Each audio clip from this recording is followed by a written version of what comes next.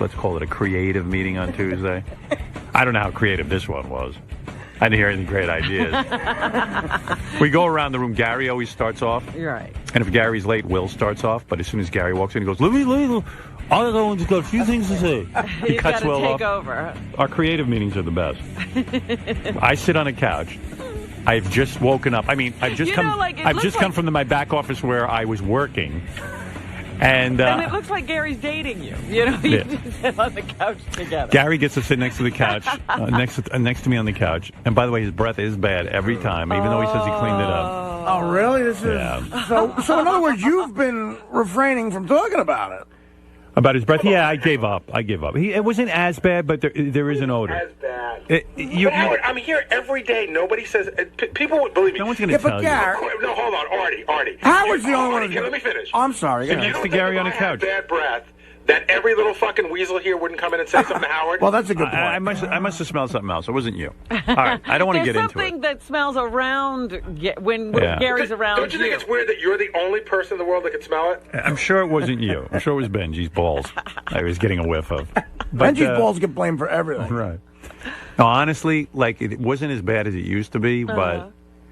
He has an odor about him. Well, that must be very uncomfortable every week that you know you're going to have to sit with Gary on the I'm officially switching seats, douchebag. Yeah, put Will next to me. But don't sit across from me. Sit where Dan the Song Parody Man sits, about 7 feet back. 10 rows behind him. No, I like where you said it's fine. You're fine. You're fine. Please. Listen, just freshen up a little. Do a little rinse before the meeting. Listen, you know what it is? We're up since 4 in the morning, 3 in the morning. Some of us get up 3 in the morning. It's ridiculous. And by noon, when we have the meeting, I'm sure the guy's not that fresh. He's not as fresh as he was when he started out. What the fuck are you talking about? I'm saying you probably got a little older. What about you? You're fresh? Are you brushing your teeth fresh. after the show? No, I'm not fresh. Okay, so we're both in the same boat. Except I just don't have that odor coming out of me. I don't either. All right, I must have been mistaken. I'm sure of it. Don't be fucking passive-aggressive. No. Be the dick that you want to Maybe it was Fred I smelled. Yeah, Fred. Who was 900 feet away from me. Now that's bad breath. Fred is throwing the Sorry about that. It is me. The bad smell over on No, Gary. he's a little less than fresh. That's all. So are the ideas. But, So then Gary, no matter, if Will's in the mid-sentence and Gary walks in and just goes, oh, let me just say something. Let me say something. I let Will finish what he's doing, and then I go. No, you don't. I do. No.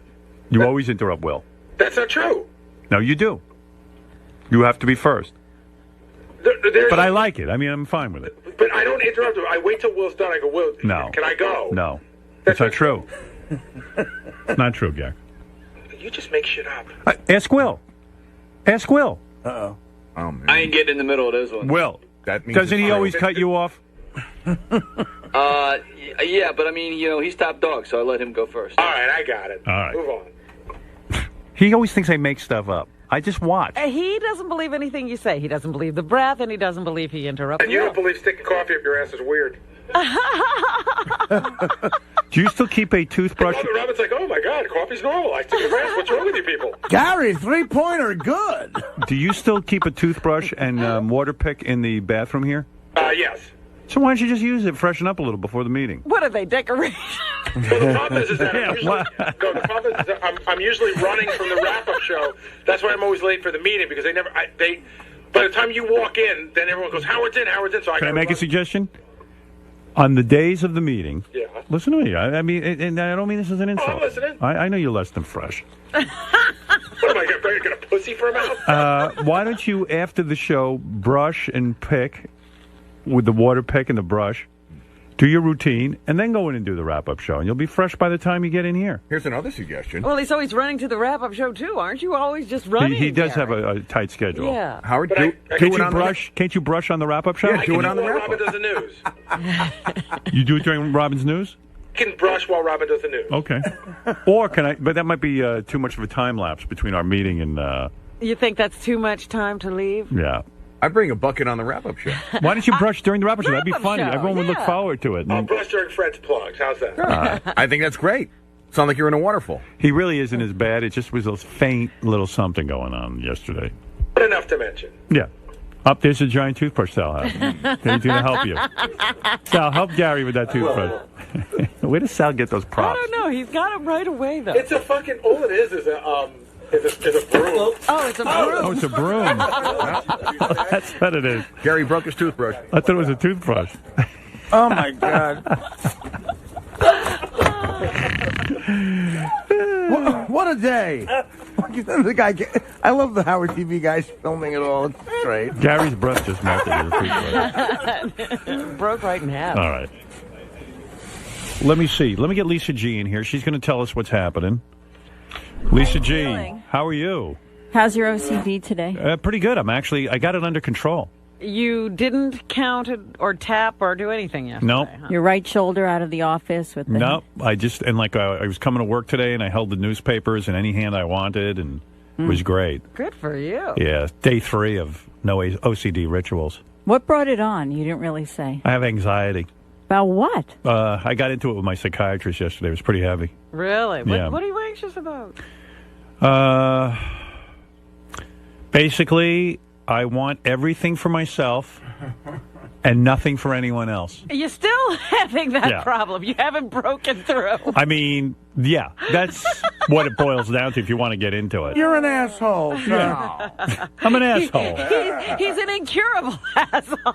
Actually, Lisa G has a theory, if I may get off my OCD rituals for a second, that Ronnie dyed his goatee last night. Is that true? I think so. You're Yesterday working on- was really white. Yeah, I noticed that too. And even the guys from TV put up a thing while Ronnie was in there. Go, look how white Ronnie's beard is. It looks like a billy goat. God. And, So yesterday he was a billy goat and today he's not. but I didn't see him. I didn't notice today. Did he dye it last night, do you think? Looks like it. Okay. Hey, Ron, come on in. We want to see the dye job you did on your goatee. What the fuck? You know, JD, let me tell you something, motherfucker. I'm gonna kick your fucking ass one day. I swear to God. He's running down the hall screaming at JD that he's going to kick the fucking shit out of him. Well, get in here and show Why- us your why JD? goatee. Oh, yeah, he dyed it. So what? Yeah, I'm not saying nothing. I'm just saying you dyed it because I saw it yesterday and it was white as like Santa Claus. Yeah, because what are you laughing at? You don't dye your hair, old lady? Huh? No. You. Oh, me? What are you laughing at, I old lady? highlight my hair. Yeah. Yeah, but it's different when a guy he's dyeing his goatee. That's funny. Big deal. So what did you do? Because yesterday it was like white. Did you realize how white it was? Like what made you go home yesterday and dye it? I don't know. I didn't. You must have noticed. Did Come someone say on, something to you? tell us. And why are you going to beat up JD? Because you dyed your He's like Stuttering John. Right. He runs with every little thing to Jason or Gary or something, or the TV. You know, oh, look what he did today. I haven't said You're one full word. of shit. Okay. Lisa, did JD say anything to you about it? No. Why are you blaming JD? Because he does it with everything, man. He didn't do it this time. I don't care. He could tell me from now until next year. You don't believe him? No. Wow. Someone even said in the email on the wrap-up show yesterday, like, Ronnie always is threatening to beat up JD. I didn't threaten to beat him up. You were like, what are you laughing at? Because everything is, you're talking on the, John invites you in. Right. So I go in and I'm talking about something, so I might not know everything, okay? Right. This one, he laughs at everything. What'd you think of her Sibian ride, Ronnie? Oh, it was awesome. Everybody was everybody was glued to the radio. Why is that funny? Why is that funny? You were laughing first, dude. Face. You Why tell is that me. funny? Who was laughing first? You were laughing first, weren't you? Why does he have to be in here? Go to the meeting. And let's talk about Ronnie. What do you think of that gentleman over there? Well, when I first came in here, he was the one that came into the room and brought me inside. So, very nice guy. Did he touch you?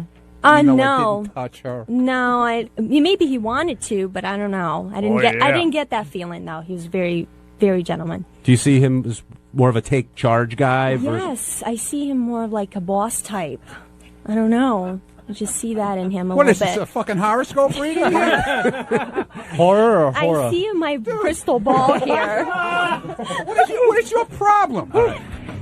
There was even one point where he started laughing, and then I laughed, and then he yelled at me for laughing. Yeah. So You I love don't know. Ronnie, right? I love him, but this one I had nothing to do with. I'm Yeah, sorry, okay, dude. right, yeah. Okay. You didn't say anything about his goatee. Yeah, it's probably Doug Goodstein then. Well, honestly, though, it probably is because...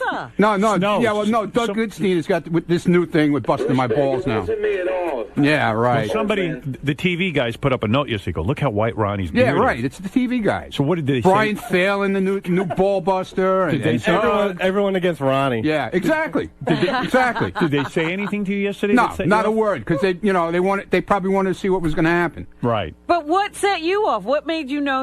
I noticed it this morning. No, I noticed this morning. Yeah. So what did you do? What did you put in there? What's What's the stuff? Just for men, man. Just for men. Yeah. And what did you comb it through? Yeah, they got these little brush things. Oh. And so you just did that this morning. That's a little more elaborate than just a comb through, because notice there's It doesn't look bad, There's though. like a pattern. Well, You know, he it's makes got like sure a to zebra leave pattern. What would you like me to do, dude? It's, No, but it's a little like brush thing. No, It's what a brush. I'm saying is, but you're like going in a specific way, no? No, it's got this little brush, right? Little small brush, and you just go through it. But you're not putting it on the hair in your head, are you? No. I got all gray hair back here and shit. Come on. But on your beard, you're doing it. But I think you did a decent job because you left a little bit of gray. Right, you don't go well, that's why totally... I try to leave it natural looking. Although I got to tell you, in some spots it's super dark.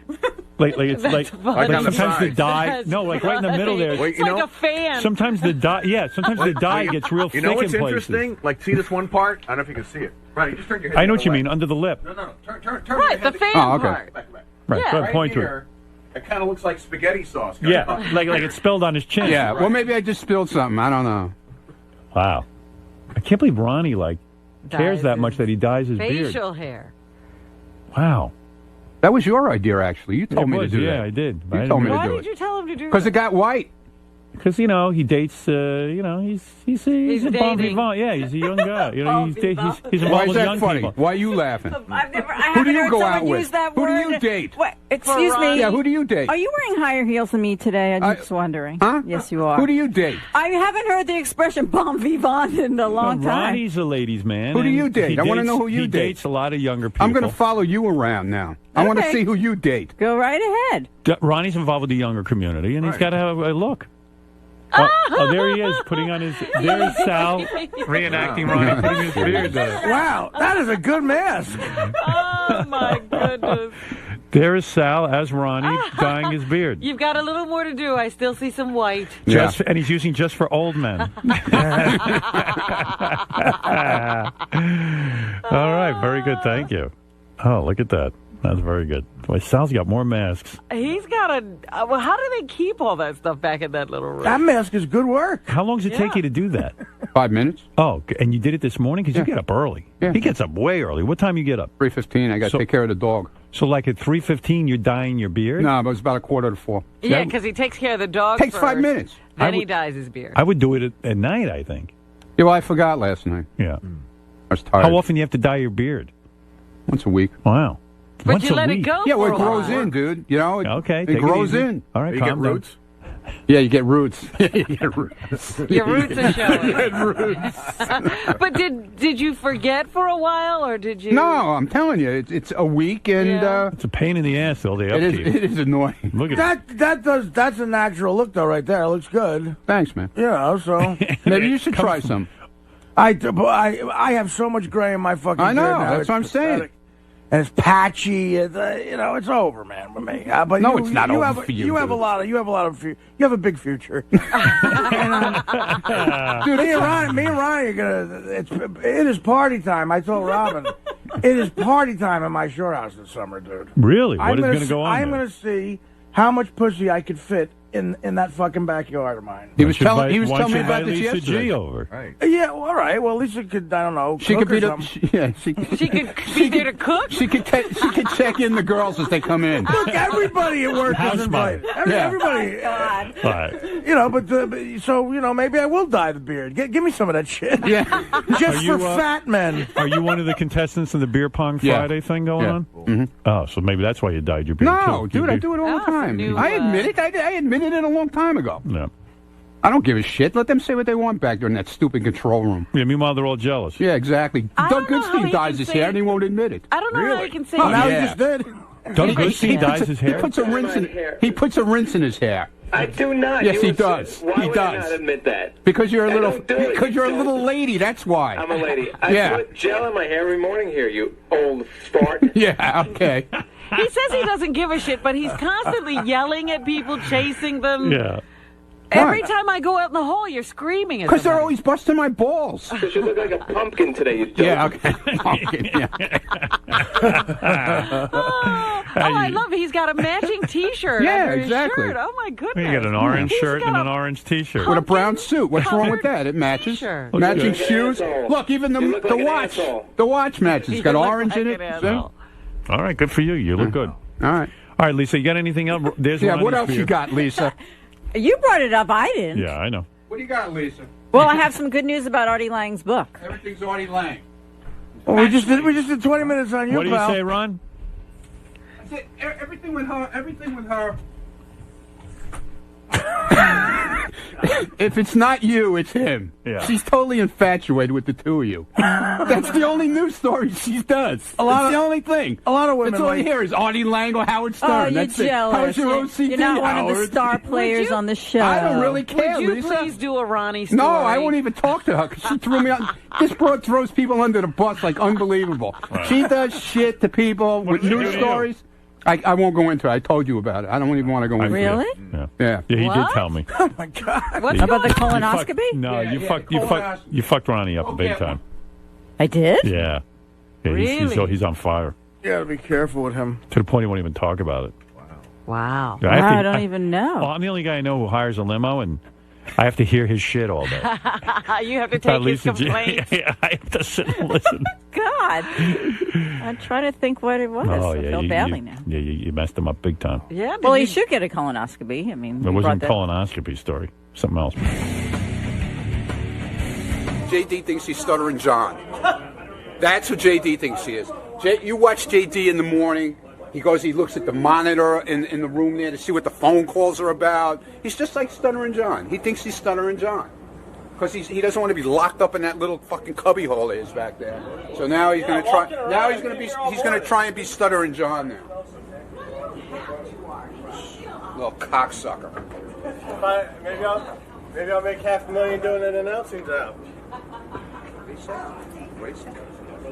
What did he say? I said maybe I'll make $500,000 doing an announcing job. I hope you do. All right. I hope you do for your sake. But you have to have a face makeover first. What's your signature line now? Put your teeth away, pal. Put them away. Every morning I wear a hat. I come in, I wake up, and the first thing I do, I don't do my hair at home, so I put a hat on. The first thing I do when I get here usually is I rinse my hair in the sink, I wet my hair, and then I put gel. And I think because it makes my hair darker, and look wet, I don't know. He's senile, I think. He doesn't know what's going on. I think he's confused. Yeah, I got dementia. I'm confused. I don't know where to... And I'm the former owner of the big escort agency, New York Confidential. I'm pretty sure I'm here to talk about Elliot Spitzer, what a $5,000 an hour call girl is like, expensive escort agencies, and anything that Howard would like to talk about. So you're going to give Howard some really good insight into this world, so to speak. Absolutely. If anyone can give insight into this world, it would probably be me. All right. Looking forward to it, Jason. Thanks. This guy called us yesterday. His name is Jason Itler. I said, hey, bring him in. He was busted by I guess he's still the governor, by Governor Elliot Spitzer for a prostitution ring. Jason Itler spent 2.5 years in prison for running a call girl ring. Hey, Jason. So you're saying Spitzer shouldn't go to jail? Well, he's just here to gloat. He spent 2.5 years. Look at him, Mr. Pimp Daddy with his fur coat. Hey, Jason, how you doing? Pleasure to meet you, Howard. Nice to meet you. So, Jason, just give us a background. What was the name of your escort service? It was New York Confidential. New York Confidential. And how long were you running this thing? Approximately 2 years. 2 years. How'd you get into that business? You seem like a nice sort of nebbishy guy. I don't understand how you get into something like that. How do you get the girls together? If a guy wants to go into this business? You don't look like the typical pimp. I don't think you're beating women with your shoe. No. How do you get into something like this? Tell me. I was checking out Craigslist a couple of years ago. Right. And you look at the men seeking women, women seeking men, the casual encounters. And I noticed all these girls asking for money. It seemed to be a new trend that it was okay to do the escorting thing. Right. And I thought, if there's a new trend, I'm going to jump in early and do very well at it. How old a guy were you when you were doing this? You seem like a young guy. I'm 41 now, thanks. Right. But what were you doing up until then? I was 34. Were you doing a regular job? I went to law school when I was younger, graduated. I'm an attorney. I started a phone sex business in Miami when I started law school. It's weird. I mean, you were an attorney. I mean, you know the laws and stuff. It's you would think you'd all of a sudden you thought asking for money for sex was okay? I thought, you look at the Manhattan phone book and you see 2 inches of escort ads. And you say, hey, there's a loophole. In other words, don't call it prostitution, call it escorting. And they're really the girls are being paid to escort the guy, not for sex. Like for the date, not for the sex. I thought at the time, if technically no one talked about sex and a transaction was done, you're paying for the woman's time and companionship, and everything would be okay. Were you doing crappy at the law business? I mean, were you just like kind of not tired of chasing the ambulances? Yeah, I mean, what kind of law were you doing? My dad, growing up, was an attorney, so I never wanted to be an attorney. I didn't know what to do with my life after George Washington University, so I went to law school. Right. So you're a smart guy. Thanks. Yeah. Well, I mean, I couldn't get it to G. Some people would beg to differ because of Rikers Island. Did you pass the bar? No, I never took the bar. I started a phone sex company my first semester of law school. My goal was, when I get out of law school and I have to support myself, have a big company. It worked out. Can you make a lot of money in the phone sex business? That's a tough business, right? Because there's a lot of competition. Yeah, I did great. I was grossing about $2 million a month, netting like maybe $150,000, $250,000 a month. Wow. It was awesome business. Huge money. Phone sex. Like, did you have any gay sex lines or straight sex lines? Did you have it all? No, I just specialize in regular vanilla. Straight sex. Well, not even sex. Kind of like lonely people and talking. Wow. And you could you could net $250 a month. A month. Some months. Wow. Absolutely. Wow. So why did you want to branch out? Wait a second. Why? Yeah. But first, why were you so successful with the phone sex business? I mean, what was your specialty there? I mean, why advertising? you? What did you do? Yeah. I came up with, I couldn't make money in the phone sex business when I started. Someone gave me $100,000. We became partners. And after 2 months, the phone never rang once. And I was down to the last $20,000. I got frustrated, probably smoked a joint or something, cleared my head, grabbed a magic marker and Penthouse Magazine, Hustler Magazine, all these magazines. I went through it and I circled every ad that maybe I would call because my phone never rang for 2 months. Right. So I'm thinking, well, what would get me to pick up the phone? Right. And I realized, maybe because I'm Jewish, I don't know, but every ad that said the word free, I circled. Right. So if I was led to believe I was getting something for nothing, I would pick up the phone, theoretically. Right. I put that into practice, and I grossed $400,000 immediately that month. Right, because you give a little something for free, get people hooked in, and then they pay. Yeah, exactly. All right. Are you into phone sex? Do you enjoy it yourself? I never made a phone sex call when I started the business. I was watching these late-night commercials. Remember years ago there were late-night talk line commercials? Yeah, the party lines. And they were $4.99 a minute or $5 a minute. And I said to myself, $5 a minute times 60 minutes is $300. What the heck do these girls get paid to do this? I bumped into a girl at a Solid Gold, one of the strip clubs down there. She said she did phone sex part-time. I said, well, what do they pay you? And she said $10 an hour. And I knew I had to get into that business because the difference between $10 and $300, there's a little room for error and still make a living. You're not kidding. And so, tell me the truth about phone sex for a second. Isn't it true that when you call a chick on phone sex, sometimes it's a guy? Well, no. I didn't think you were going to say that. They're almost always fat and ugly. Right. Because their fantasy is to be this beautiful girl that they are on the phone. Right. Hot chicks don't really know how to give good phone sex. Fat chicks do. Yeah. They're like, oh, give it to me, and all that kind of stuff. But they're never dudes. But they're never dudes? No. I mean, I can't vouch for the whole country, but mine were never dudes. You never use dudes? I don't see any reason to use a guy. Okay. Yeah, There's enough women who'll do it. Now, did you do all the auditions for the girls? You'd have to, check them out and see if they could do phone sex, right? Yeah, what I would do is spin around in my office chair, not look at them, and say, where did you go to high school? What did you study? How old are you? So I could just hear the voice and not be influenced by what they actually look like. Right. And then that's how it works. So if you're making that much money in phone sex, which is legal, why go to the call Dark girl side. thing? I guess it just was it greed? I mean, you said I could make more. Life has its ups and downs. I made a lot of money with the phone sex from the age of 22 to 30. I was, I don't know if it's too, I was factoring my receivables in my business. I would gross a certain amount of money and a bank would forward me my money quicker, and I paid ridiculous interest. Tried to get rid of this relationship at some point. Got in a fight with a person much wealthier than I, worth hundreds of millions of dollars, and I lost $20 million of net worth at the age of 30. You lost $20 million. I'm not sure I understand why you lost all this money. I mean, if you're making the money, you put it in the bank. I think he was living the high life, and he was borrowing against what his future earnings would be. You were living above your means. Is that fair to say? Well, I was spending about $150,000 a month on lifestyle throughout my 20s. What were you spending it on? It was within my. I had an Aston Martin. Right. I had a couple homes. I never let anyone pick up the tab when I took people to dinner. Right. You know, it adds up. You were the man. I was having a great time. Yeah. Right. Okay. All right. So you get into the call girl business, and what was the name of your business again? New York Confidential. New York Confidential, and you became like the biggest guy around, right? Yeah. So Spitzer, our governor, who now you're smiling now because he put you in prison for 2.5 years. He was the guy, right? It does strike me. All you had to do was give him a couple of freebies. Isn't it weird to you that our governor would go after a prostitution ring when he himself is into prostitutes? Like, you think he'd say to himself, "Look, I'm not going. I could look into a million things today. I'm not going to look into a prostitution I don't even think that's ring." a crime. Yeah, I mean, isn't it? What do you make of that? That the governor went after you? I mean, I have a good sense of humor, so I think it's funny in a way. I mean, this guy, it was such a ridiculously overzealous prosecutor, and basically, if you watch interviews of him over the years and his wife, he's basically talking about, I live up to a higher standard, so should you.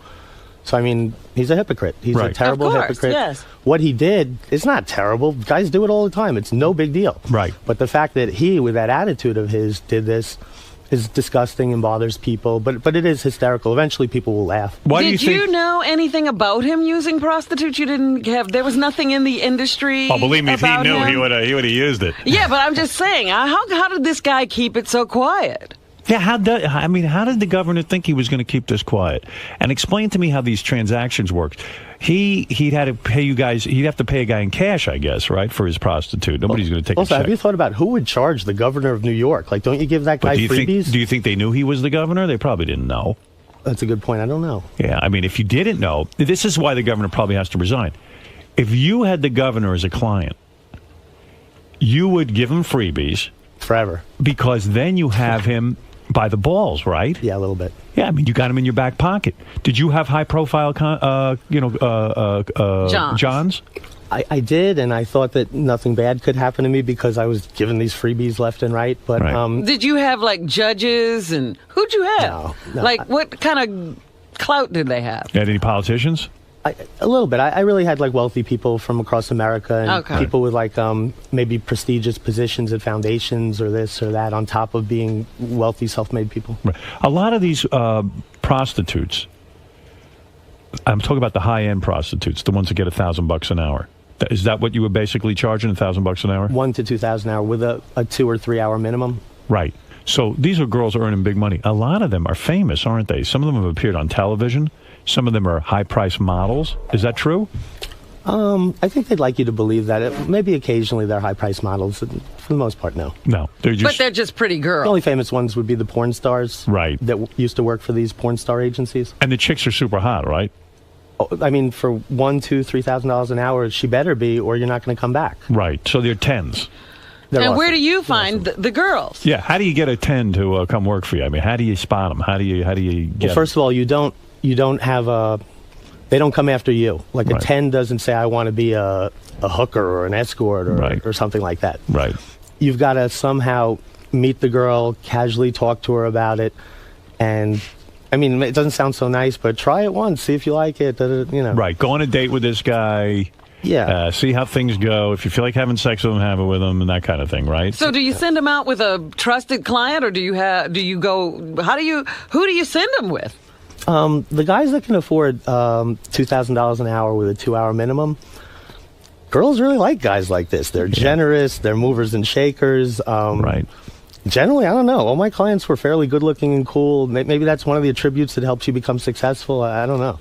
Right, so they were attracted to the powerful guys. They all made comments that the guys that they were seeing through New York Confidential were a lot hotter than the guys they were hooking up with on their own. Right. So you begin to develop a business. How many women did you have working for you? At the end, when I got in trouble, I think I had about 120. Wow. And with the 120 women, you're what making... What is the general schedule? Well, now you're making a fortune, right? Like, you went from making $250,000, netting $250,000. What were you making at your best year at this? Well, it wasn't anything like the phone sex money. That was much better. Really? Oh, God, yeah. And I didn't have to work. The phone sex business, I signed paychecks for 5 hours a week. I didn't even have to show up. Wow. It was like a vending machine. So this was a worse job? Well, no, this was fun. This is pretty cool. Did you bang the girls personally? Did you have sex with a lot of them? Well, I never asked a single girl at New York Confidential to sleep with me. So I only slept with about half of them. No kidding. If you're cool, they eventually they're going to attack you. No shit. You know that. Well, because you're kind of the pimp. Yeah.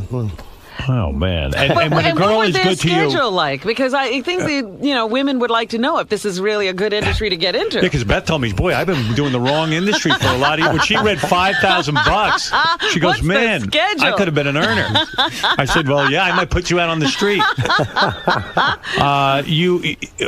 So a girl, how many times a day does she bang a guy? Like once, twice, three? What's No, these are really nice, classy girls, and I think I treated them beautifully, considering what I was doing for a living. 1 or 2 appointments a day at the most, maybe 2 or 3 days a week working. Wow. No kidding. That's a nice schedule. Yeah. What do you think, Robin? I might go into this. What could Robin earn? Let's be honest. Can she get? She got the big titties. Don't sell them. I think we could do something on eBay with Robin. And she's famous. Pulling millions, maybe do a charity thing. I don't know. So you get into the business. It's paying well. Why do you think you were targeted? Was it that you were too successful?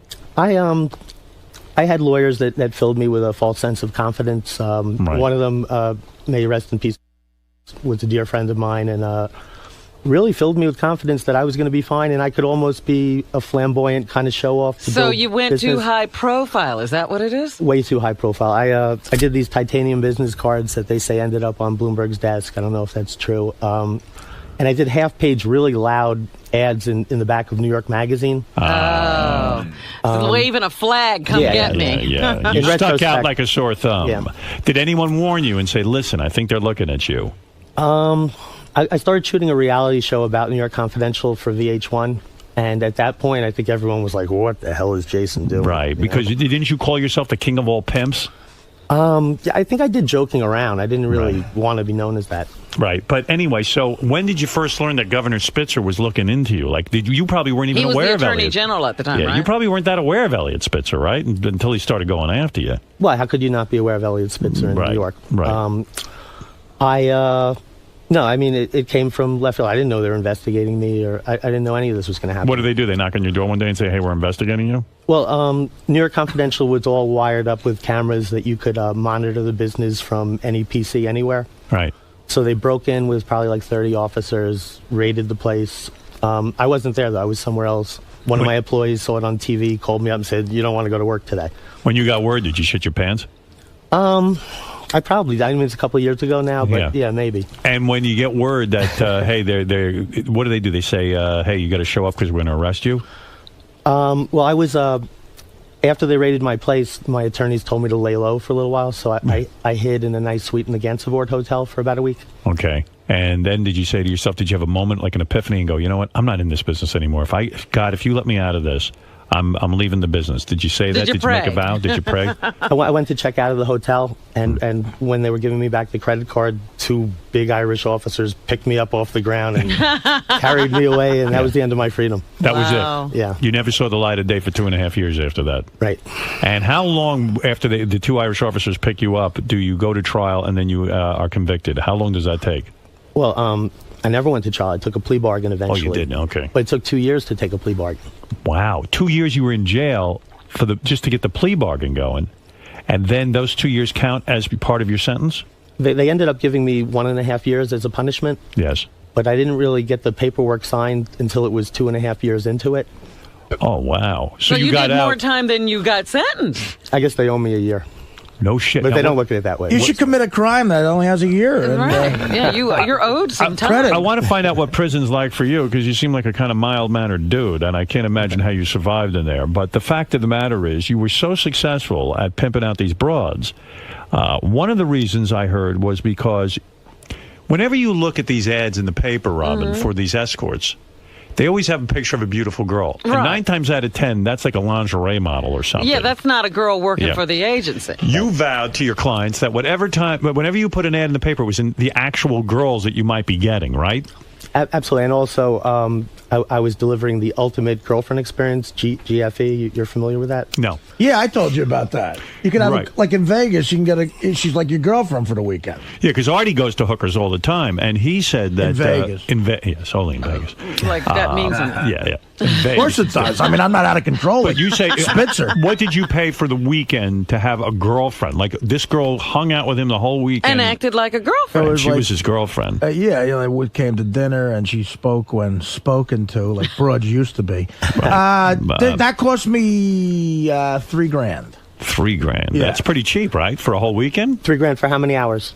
Well, she was with me the whole weekend. She slept in my room, and Friday and Saturday, and I left Sunday. Was she a quality girl or? Yeah. Well, I mean, she wasn't a 10, but she was like was she a 7? Yeah, a hard 7, like a sexy, something sexy about her. I was attracted to her, Okay. But I know what you're saying. She wasn't a 10, no. Yeah, you're saying a 10 for the weekend. How much does that cost? So you were selling the ultimate girlfriend experience, as you call it. I should tell you what that is. Yeah, go ahead. It's kissing, hugging, love, affection. Like the girl is totally acting like she's head over heels with you and you're her boyfriend. Oh, And did you get that, Artie? Oh, yeah. It's a much nicer experience than with the girl who says, don't kiss me, or gives a guy a stiff arm, or whatnot. It's like Yeah, much kind of the nicer. opposite of that. Did the women ever sit you down and say, look, just between us, because, and by the way, we're talking to Jason Itler, and he has a matchmaking website, which I'll talk to him about. Another kind of... It's called DNAdiamonds.com. I'll get to DNAdiamonds.com. Like Millionaire Matchmaker, not the old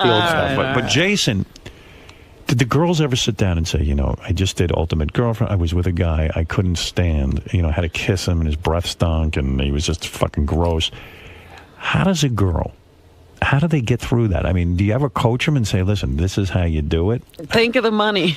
I told them, I said, if you show up and the guy's really fat or smells or he's weird, come up with a lame excuse and I'll back you up and get the hell out of there. Don't take his money. Okay. And if you're in the middle of it and something happens, like you're just grossed out once again or whatever you just said, right, give them the damn money back and get the hell out of there. Right. No girl ever denied a client the whole time, and no girl ever walked out. When it's like $2,000 an hour, 2-hour minimum, and if you keep the guy each hour, it's ticking at $2,000. Right. I don't know. The girls really, I guess the money really gets them hyped up. None of them ever came to you crying and saying, oh my God, I can't do this. I can't do this. I can't fuck these guys anymore. Thank God, no. And thank God no one's parents ever came to me and said, my daughter works for you. How do you feel about yourself? I never had to face that. Now, did you ever have to deal with mafiosa types, like where they came, like you started to get very, very successful with this? Did anybody in the mob ever come to you and say, listen, pal, you're pimping, this is used to be our thing? Yeah, I got a scary phone call from a guy from the Cavalcanti crime family out of New Jersey. Whatever that is. That's what the Sopranos are based on. Yeah, exactly, by the way. yeah. Based on the Sopranos. That's my neighborhood. Other Italians that I was just friends with growing up and stuff, talked to them, and everyone left me alone. Maybe I got lucky. I don't know. I see. So you were sort of blessed in that sense that no one really hassled you. Yeah, I mean, I grew up in like Fort Lee, Englewood Cliffs, New Jersey, and so you knew some people. Yeah, I think it neutralized. And I see. And you would say to the girls as they would go out there, your mantra, so to speak. You'd say, "Girls, here's your mantra. You're seeing this guy for the ultimate girlfriend experience. Pretend you're a girl you haven't seen your boyfriend in 15 months, and you're in love with him." And just repeat that to yourself over and over and over again. You and I should have done New York Confidential together. We would have done great. It's sort of like an acting assignment. I'd be some pimp.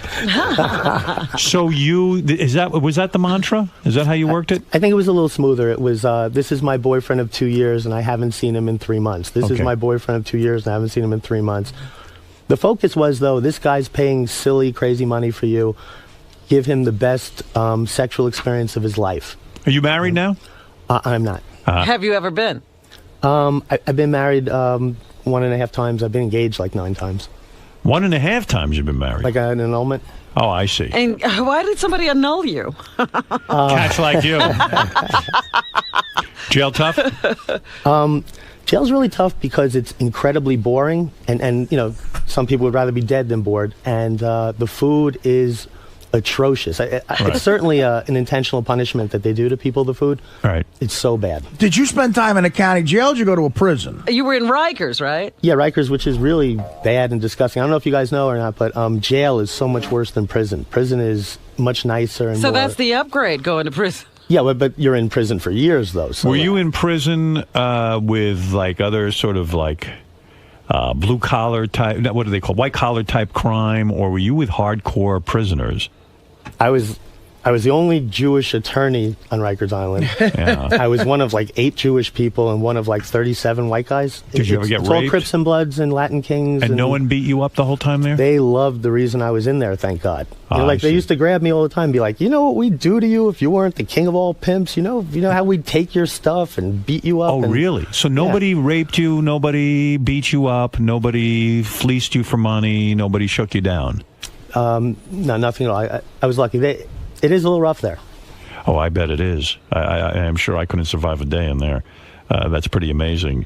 So, when you were being the king of all pimps, you fell in love with one of the escorts, right? You fell in love with the top earner, Natalia. Yeah. Natalia. Okay, you fell in love with her. How'd you let that happen? It wasn't like a typical romance. It was kind of like we were great friends, and a lot of the clients back then used to want the owner of the escort agency's girlfriend. Right. So it wasn't even like the most real relationship. Right. She was working all the time. Once you get busted, do these girls all go away? Did any of them stay in touch? Did you hear from Natalia? Yeah, I mean, Natalia's very sweet and kept in touch. She did. A lot of the girls sent me letters at the beginning, and then, you know, as the years tick away... Did any of them go to jail, or was it just you? Just me. The captain went down with the ship. Captain went down with the ship. You didn't give up any of the girls? Now, were these girls, like, some of them had regular jobs that they went to when they weren't escorting? Like, Yeah, or of were course. they moms? You know, were there, like, women really leading double lives? A typical girl would be like a Columbia graduate student, and she chooses, you know, New York Confidential to make her extra money. Uh-huh. So when Spitzer takes you down, does he show up in court to take you down, or does he show up at any of the meetings where you have a plea, he's not court, but plea bargaining type sessions, or he has someone else do that? No, other people were doing it. Right, so you never heard directly from him. No. But he was the guy who... he was in charge. He was in charge of getting rid of prostitution, and you were chosen. Were you the only guy brought down in that whole investigation, or were there other people as well? I think they took down about 7 people within 3 months, 7 big agencies within 3 Right. months of me going down. I think I was the only one that really played with it and had fun and that's and went to jail. Yeah. No, I mean, but I played with the fact that I went to jail and got a little well known. I see. So what was the game plan? I mean, when you heard the news, where were you when you heard the news? I don't know what that noise is. No, what Do you? is that? I don't either. When you heard the news that the governor had been basically popped for prostitution, what went through your mind? I mean, what was your reaction, and where were you? I was a little bit shocked, but at the same time, no one knows better than me that the most powerful, wealthiest people in the world in America, they're horny people, and they like getting their hands on an exceptionally hot young girl and having fun, and no one knows about it. It's Were you surprised that the governor, I read in the paper today that he perhaps wanted unsafe sex. He wanted blowjobs without a condom. Did a lot of the Johns want blowjobs without a condom? Definitely, absolutely. Yeah. So that's not a... But you didn't unusual. provide that. No, nor would the girls really usually give that. Right. If someone knew it's the governor, I would think some girls might make an exception. For the governor, you do that. I mean, come on. I mean, it's the governor? Well, he's got a lot of pressure. Or if someone could tip quite a bit of money. Right. You can actually pay people to doff that condom. Yeah, I mean, I would say that every single guy paying this kind of money tries to do it without a condom, the regular sex. They say the governor could be in real big trouble because the transaction occurred, it was a girl in New York being transported to Washington, D.C. For sex. Is that a big problem? I mean, you don't do that in the prostitution business? I think, like, if they want to really build a big case against him, just soliciting a prostitute's not so big. But once they start laying on money laundering, I'm wondering if that's traveling the between headphones. states. I'm sorry, there's a weird noise. Is everyone here? Hey, they told me that a lot of times that's when a cell phone rings. Jesse, do you have a cell phone in your pocket by any chance that's ringing? I have the volume up, but I have an iPhone. Let's see. Turn down your iPhone. Maybe that's it. That took care of it, I think. Oh, yeah? I don't know. The hell knows. Turn that thing off. I'm definitely going to turn it We're the only radio show that can't have a phone near our equipment. Yeah, don't bring any new technology in here. Yeah, maybe you want to tell the guests ahead of time. Let's see, is that off now? Yeah. Turn it off. There you go. We don't know that that's it, Howard. We're just taking a guess. Yeah, we're taking a People guess. have been in with phones before, but maybe his is a weird frequency. I don't know. What's the frequency, Kenneth? All right, so you, I forget where I was. Now, he said something that's interesting. I find, like, with these broads in Vegas, everything's a negotiation. Like, you get the idea that if you want to do something without a condom, if you want to do this, that, Right. the other thing. You if bring want it up them- and see what it costs. I mean, they'll say, well, what are you going to do for me? It's sort of an unwritten rule. I mean, I don't know how much they tell the pimp what happens, but that's what I found. Is it appropriate to tip the girl afterwards? They said the governor gave her $4,300, a $300 tip. Artie said you don't have to tip a hooker. Should one What tip a is hooker? the decorum? Yeah. Certainly anyone paying that kind of money for a service that's fairly simple shouldn't have to pay any additional money. Right. But some guys feel like an idiot if they don't tip. So Right, I would high say rollers. like 30 or 40% of people tip at that price level. And how much are the girls getting of that $1,000 an hour? They get 50%, half. Okay. I mean, isn't it amazing to you? How could somebody like the governor of New York State think that he's going to get away with this? I mean, it's almost insane, right? And It's now almost a they're death saying wish. that they're going to start grilling his Secret Service people or his Right. state troopers to see what they knew and when they knew. I mean, this is going to be ugly. Seems like a death wish in a way, right? It's self-destructive behavior, right? Right.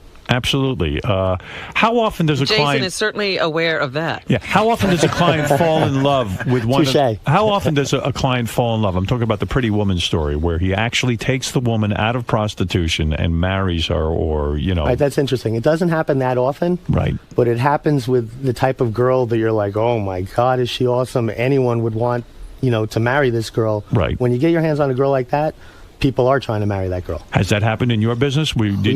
Guys took them out of And the they business, married a that was it? prostitute. Oh, yeah. I mean, I think if you're doing a very good job, you should be losing girls every now and then to Right. people falling in love. It's almost like a matchmaking service. But now you look at them and No. you realize that your prostitute is like, a major socialite. Should a guy... Have you ever seen that? Have you ever seen a woman like rise up in social circles because she was a prostitute and she married the guy who was very wealthy, billionaire, and he made her into a society woman? I mean, I think we suspect that happens all the time, but I think they're pretty good and they keep it on the down low. So I haven't really heard I that think I know confirmed. of. I actually think I know of someone who was a former prostitute and married a billionaire, and became a very, very sophisticated lady of society. Wow. I actually think I know of one, but These girls it's are not learning- Robin. Please stop with the jokes. I'm not married to a billionaire. Oh, you're not okay. So what a fascinating life story. I imagine now, in light of the governor, you are a in-demand kind of guest. Have you been interviewed by anybody? Are you ready to spill your guts with any new details and this kind of thing? What's going on in your I like life? to think I'm a nice person, so if I do know of any old clients, I would never say their names. I see. You're pretty good about that. You protect them. Do you have any muscle at all when you were in this business? Did you have to have guys who would maybe have to beat up John or something because they got No. rough with the girls? Nothing like that. Everyone And in behaved. fact, at the high price level, you don't need someone to drive them or escort them. Right. It's those girls that are like $100 that you open your door, they're a train wreck, you close the door, and some big guy comes and says, you owe me the $60 ride fee or something like that. Yeah, it's like a bachelor party chick. Artie, when you get these high-priced chicks in Vegas, they don't have any sort of guy waiting outside the door. I've never seen one, no. Yeah, all right. And why did you try to commit suicide when you were in prison? Did you see no hope? Why? What Remember, was I that told you earlier that I lost $20 million one day? Yes. It took a long time to make that $20 million. And I didn't just lose $20 million. I was worth like -4 or -5 for a while. Right, and when you're used to having that much money, all of a sudden it's very, very difficult. Really hard. And my mom had passed away a year earlier, and I thought... Did she know what you were up to? Yeah, she saw me making millions with the phone sex company. It wasn't like sex or anything. It was 900 lines, talk lines, audio text, right. Romance lines, single lines, some sex lines. It's funny, I think she was proud of me. Guy who made $20 million, you say to yourself, you know what, keep my nose clean, live within my means, and I'll be set for life. And you said the phone sex business was a lot easier. Yeah. And legal. I don't know why I didn't just go back into the phone sex business. I kind of felt like I conquered that. Now I'm going to do something new. Yeah. You need action, right? Yeah, probably a little bit. No, what do you do now? Well, my new business is DNA Diamonds. DNAdiamonds.com. What is that? it's going to be the ultimate matchmaking company in America for wealthy guys, of course, who are good-looking and cool and fun and have a great vibe and beautiful Guys like women. me, you mean? Actually, yeah. Could you be his first client? He said great vibe. Oh, great vibe. I don't have the great vibe, and I don't have the looks. I want to be. Other than that, I'm the perfect man. I want to be the matchmaker for guys that would never think of going to a matchmaking service. They're too cool. They have their shit too together. Right. But in reality, if I do a good enough job with the girls, I could save them a lot of time and efficiency. And So what you're saying is, with your connections, you know super, super hot girls, not hookers, but super hot girls. Right. And you'll say to a wealthy guy, look, I'll get you super hot girls. They're interested in I'll wealthy save guys. you time. And You I'll don't save have you to go money. on the prowl. I'll pre-interview them. Right. I'll find out by your criteria exactly who could be a perfect fit. You know I'm Jason Itler, so you know she's going to be drop-dead gorgeous. Can the guy be a little overweight? Let's say he weighs, I'm going to make up a number, 295. Let's say he's a little bit overweight. Is that okay? How wealthy is he? He's worth, let's put it this way, he can do a stand-up gig and get $75,000 a night. So you know he's got some dough. He's probably worth. Sounds like a winner to me. Sounds like a winner. Yeah. All right, we can get. No, wait. First of all, you got to tell me in the commercial who you're talking about. I will. No, honestly, what are you? Let's get. That sounds like an interesting business to me. I mean, we think we have a customer for you. Like what do you say? What does he have to You pay? need to go out. It would be. What would I need to be worth? What would he need to be Let's worth? talk Take a look at him. Stand up and let him look you over. Give me a number. Give me a net worth that I would. Jason, look him over. He's cool. Look at how cool he is. He's cool. All right, he's put on a few pounds. A lot I'm of the first invitations to great openings. Damn. Yeah, I mean the dude. No, you know what? He's a little overweight. He's got great personality. He's cool, nice looking. It would be fine. I just don't want someone that's like a train wreck that I get terrible word of mouth from the girls of what the heck Benji, is. What am I stand up. doing? Let him look at you. Benji has no money. I just wanted him to see a train wreck. Jason giving you the card. Oh, look at that. You're back in business, a Jason. vintage New York. Oh, it is. This is the ones that from- might have ended up on Bloomberg. Oh, Back in that's the the day. titanium. Yeah. So this new business sounds interesting. I think it'll be really fun. Like, hopefully, I'm the guy that's going to put together these superstars into amazing couples and make people ridiculously happy.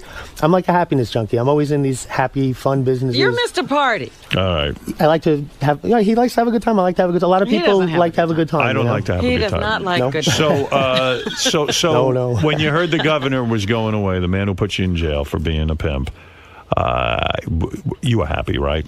You want to know the first thing I felt? What? I kind of almost liked him a little bit for the first time because it made him human. He was such a monster before, and now he's just like all of us. Did you think at the time that he should have let you off the hook a little bit? I mean, like lightened up, like, oh, come on, I know I'm a pimp, but everybody uses hookers and all that kind of stuff. It should be When legal I anyway. found out I was facing years for what I did, I was shocked. I had no idea. Wow. I thought slap on the wrist or something. You know? Right. Yeah, Well, bench warrant or something. all right, well, there he is. His name is Jason Itler. Jason was king of the pimps. The guy had the #1 escort service, the hottest chicks, high end. And our governor, when he was attorney general, took him down, and now he's here to go, hey, look at me. I'm out of jail, and maybe you're facing some time. You can check out Jason Itler's matchmaking website at dnadiamonds.com. You know, this may be another business that the governor needs from you. Yeah, I know, it's true. After Stilda gets finished with him. You think the governor will Is go it to jail? just me, or she's kind of cute, his wife? I think so. Yeah, Yes, definitely, Yes, absolutely. Nice looking girl. Yeah. So, by the way, how much do you charge guys on DNA Diamonds to match them Well, up? admittedly, because I'm new at it, I'm charging the bottom of the structure, which is $10,000, unlimited dating for a year. It's my responsibility to get you in an amazing relationship. Artie. Wow. So wait, you get $10,000, and then for a full year you start looking for dates for me, that type of thing. Yeah, I mean, I've done my research on my competitors. It should take 3 or 4 dates before the typical person is happy and in a relationship. So it's not like it sounds. But you'll have 3 hot dates before that. Well, or 20, whatever it takes till you're happy. Wow. Wow, and $10,000 covers a year. Hey, you know, you got me thinking, could Elliot Spitzer's wife be a successful escort, or is she too old? Oh, my God. She would kick some butt. She would be wouldn't great that right now. be Especially great? at the moment right now, I think she'd be a very, very Everybody's calling for his wife, Can you right? imagine if she became what if we found out she was an escort? That would be even better. Or if she becomes an It would escort be, after this. That would be great. You know, there's certain actresses that you hear, and obviously I'm not going to say any names, but there's certain actresses that you hear, like, more than a few times that they were complete, total whores before they. And I'm talking about big stars. I know who you're talking about. I mean, there's a few of them, Right. and I mean, I guess it's true, I don't know. Well, that happens very often. All right, listen, Jason Itler, thank you for coming in, telling us about your new business, DNA Diamonds, right, Robin? Fascinating, and a little look into the world of the king of the escorts. Well, yeah, this was the kind of guy that the governor would have been calling. I like this guy because I can relate to the fact that he's making all that money with phone sex, and it's like he's dying to have just fun. Like this was more fun. Do you miss the escort business? It was ridiculously fun. I do. Of course. No moral problems with it, sending the girls out, and you've worked that all out in your mind? I mean, if someone says to me, would you let your daughter do it? I'd be like, no, but I don't think about that. So it was the most fun I've ever had in my life. It was incredible. And your dad was okay with your business plans? My dad passed away while I was on Rikers Island, unfortunately, but he did see me do New York Confidential, and I really did it in such a classy, elegant way. I think that he actually was proud of me. Was he a customer? No, of course not. All right. Well, not only is he my dad, but he's a customer. Yeah. All right. That would have been a great commercial. That sure would. Are you kidding? Jason. Yes. You weren't kidding when you said you had some serious insight into the business. I mean, Oh, is that right? that was some crazy stuff. Howard is what a nice guy he is. I thought he was going to be a little rough on me. He was awesome. No, he was very interested in what you had to say, definitely. Now that you've done some time, but now you've come out, you've done Howard now, and you've also got your own reality show. You're starting your new business. Do you regret ever getting into this in the first place? Getting into New York Confidential, right? Because you did time. I regret that I had to do 2.5 years on Rikers Island, like morally or whatever. I don't think I did anything that wrong. Right. I broke the law technically, but I didn't hurt anyone, or I'm okay with it. I can live with myself. But the fact that you've gotten to where you are now, you're sort of back on your feet, but you had to go through all that. Would you? You mentioned you were a lawyer before that. Would you, get into the escort business again? It's a question I couldn't honestly answer. I don't know, but I don't mind my position in life right now. I think DNA Diamonds, my new company, will do great, and I'm really excited and looking forward to kicking some butt. Yeah, and getting Artie involved. Absolutely. Is he going to be the guy who just sets it off and gets it going? Probably. I'll send people out on free dates or whatnot, and everyone will be happy. All right, but you mentioned he can be part of your clientele. He's not too portly or too. He is pretty portly, but he has other attributes that in aggregate make him an okay guy for the new New York Confidential, DNA Diamonds, whatever I'm going to call it. Right. You mentioned that he's cool and he's got a good personality. And yeah, absolutely. I'm sure you guys think so too. Absolutely. All right, man. Well, good luck to you. The Wrap-Up Show, a recap and behind-the-scenes look with John High and Gary Dell'Abate. The best of the Wrap-Up Show begins now.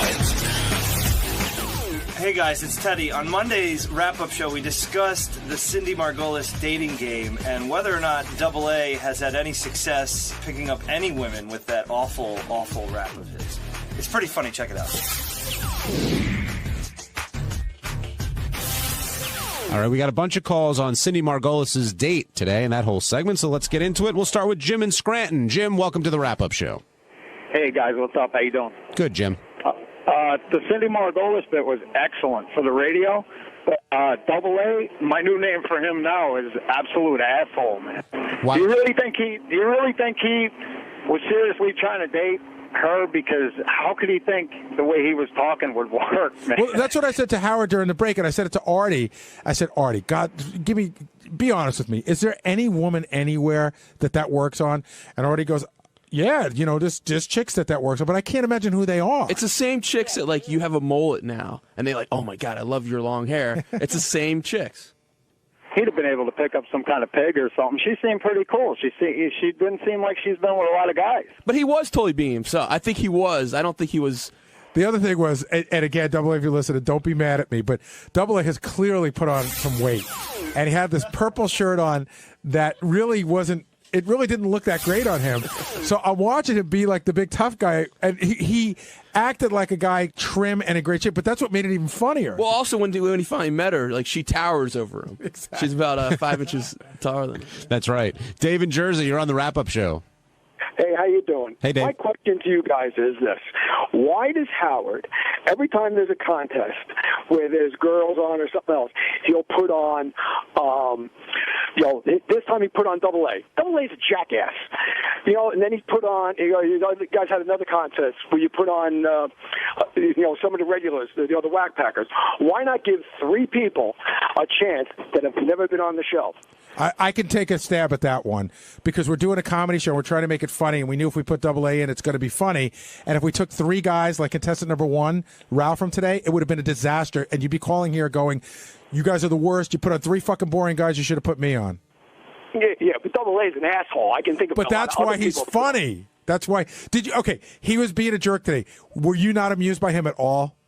No, I wasn't because I can't. I think he's a total jackass. I can't stand when he comes on. Oh, when he was giving his rap on anything, we were cracking. I'm going to take you to the Bagada. Oh.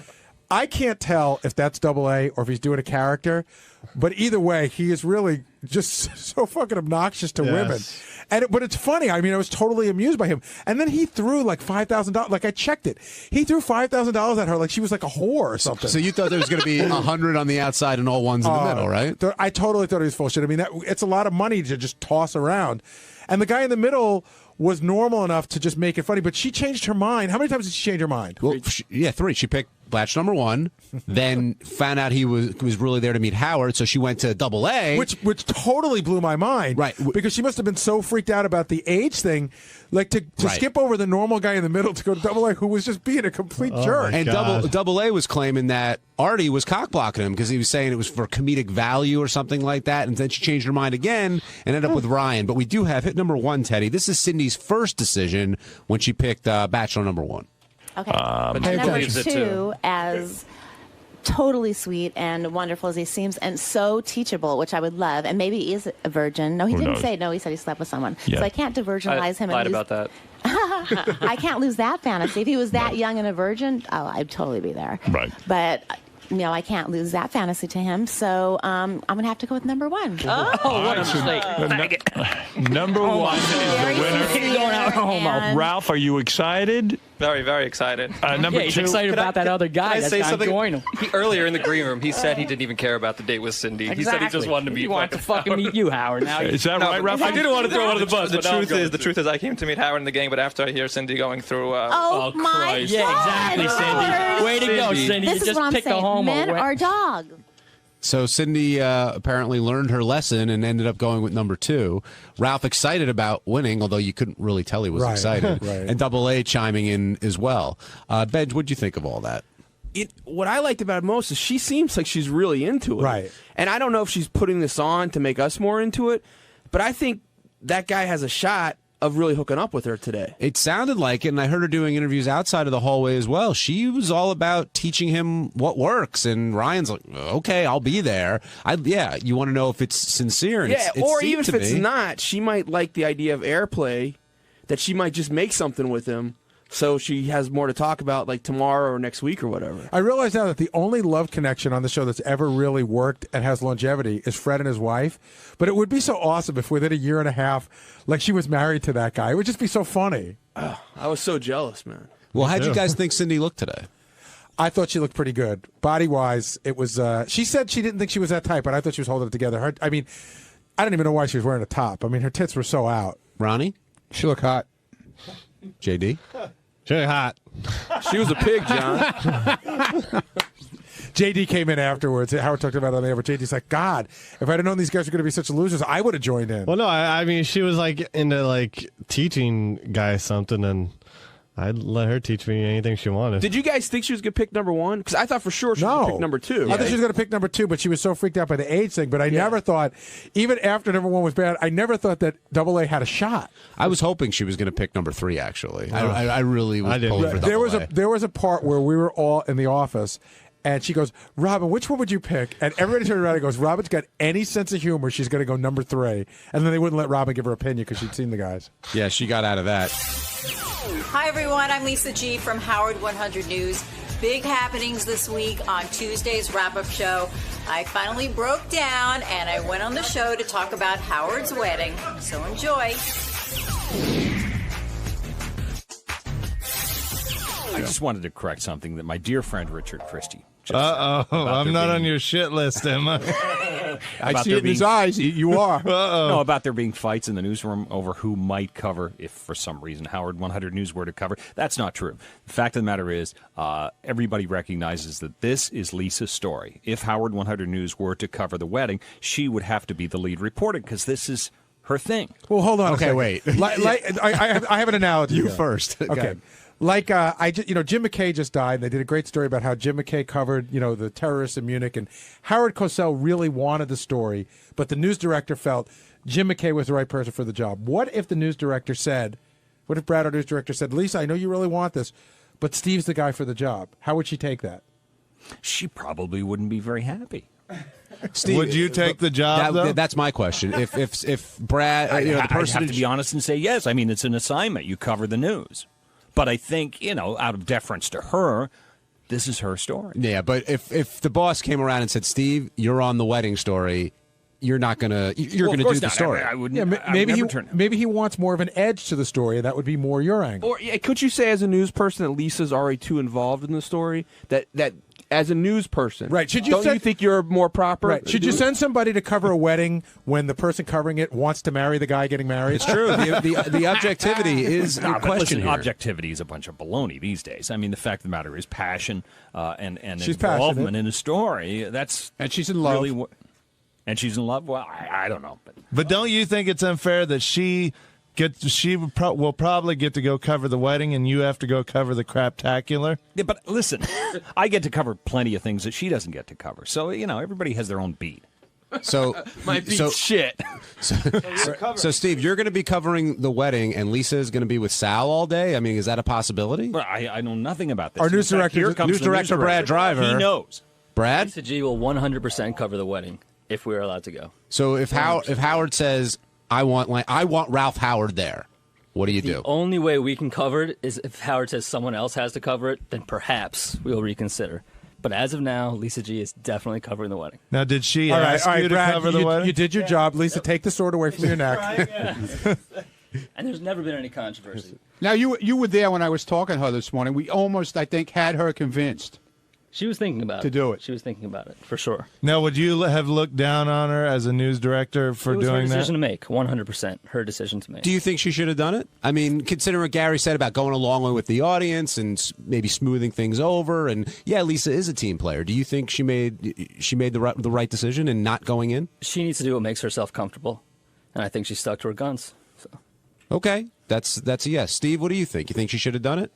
Oh, I don't know. I mean, I'm torn between being the Stern fan in me says, yeah. Well, she kept saying, why don't you ask Steve Langford to do it? Would you have done it? What was the actual thing again? I was supposed to. I would have done it. Listen, I'll tell you something right now. What if the risk was you had to measure your penis? Because that might have been the risk. Well, that's like another stage, isn't it? I mean, no. If you lost, so if Howard said, because that's what Howard said to Lisa. She lost how to measure her penis.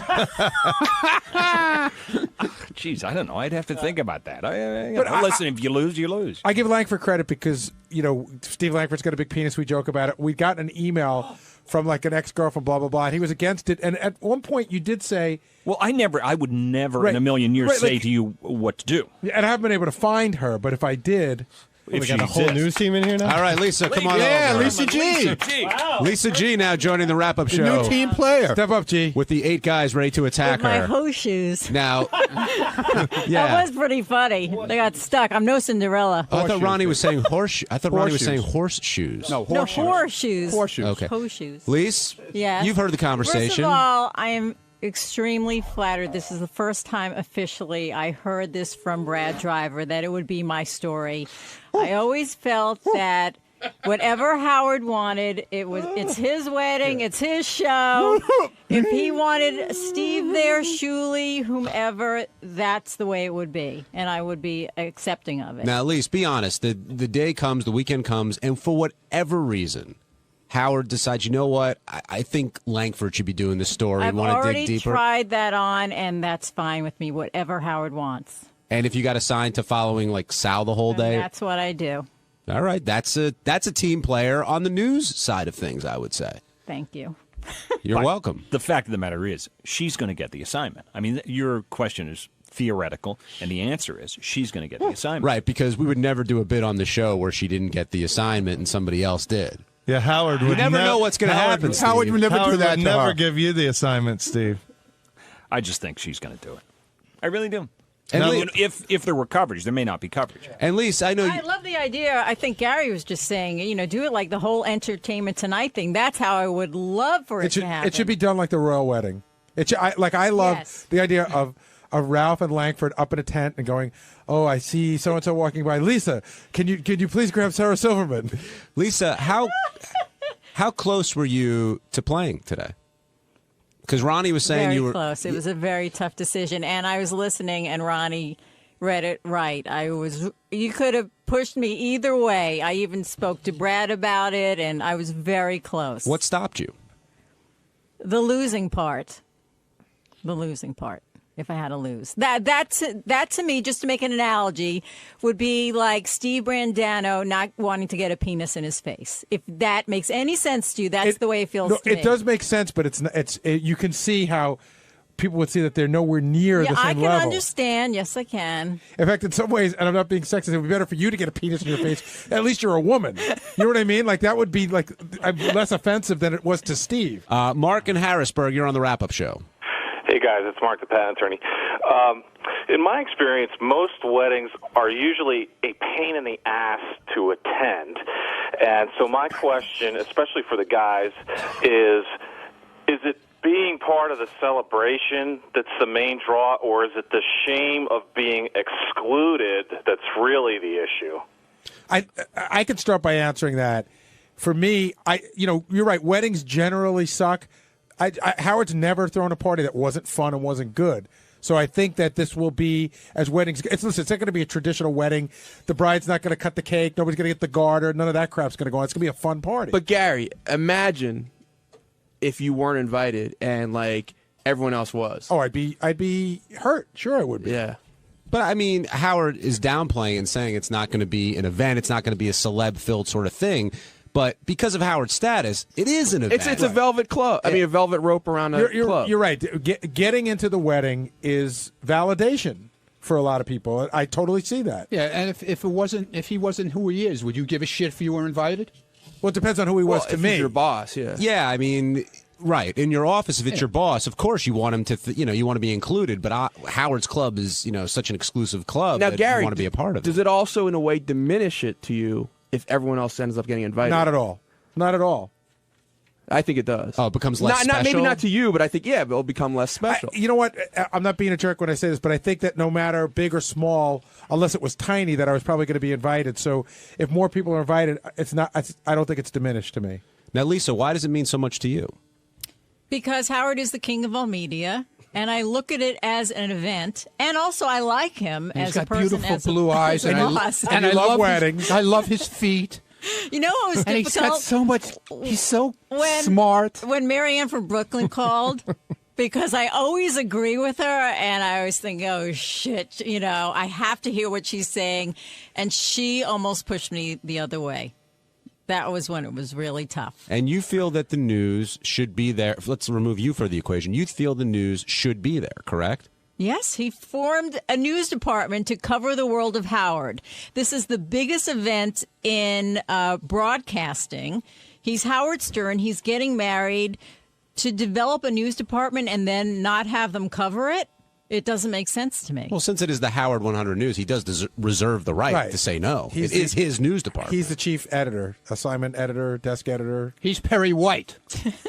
Now, there is a way. It's important to stress that there is a way of covering the wedding without running around with microphones and having reporters there. You simply set up somebody by the microphone, assuming people are going to speak, there's going to be music, etc. You record that, and then you bring it back, and you put that on the air. Well, and there's even another way to do it, which is when I went to Joan Rivers' daughter's wedding, which you're talking about today, there was no media inside.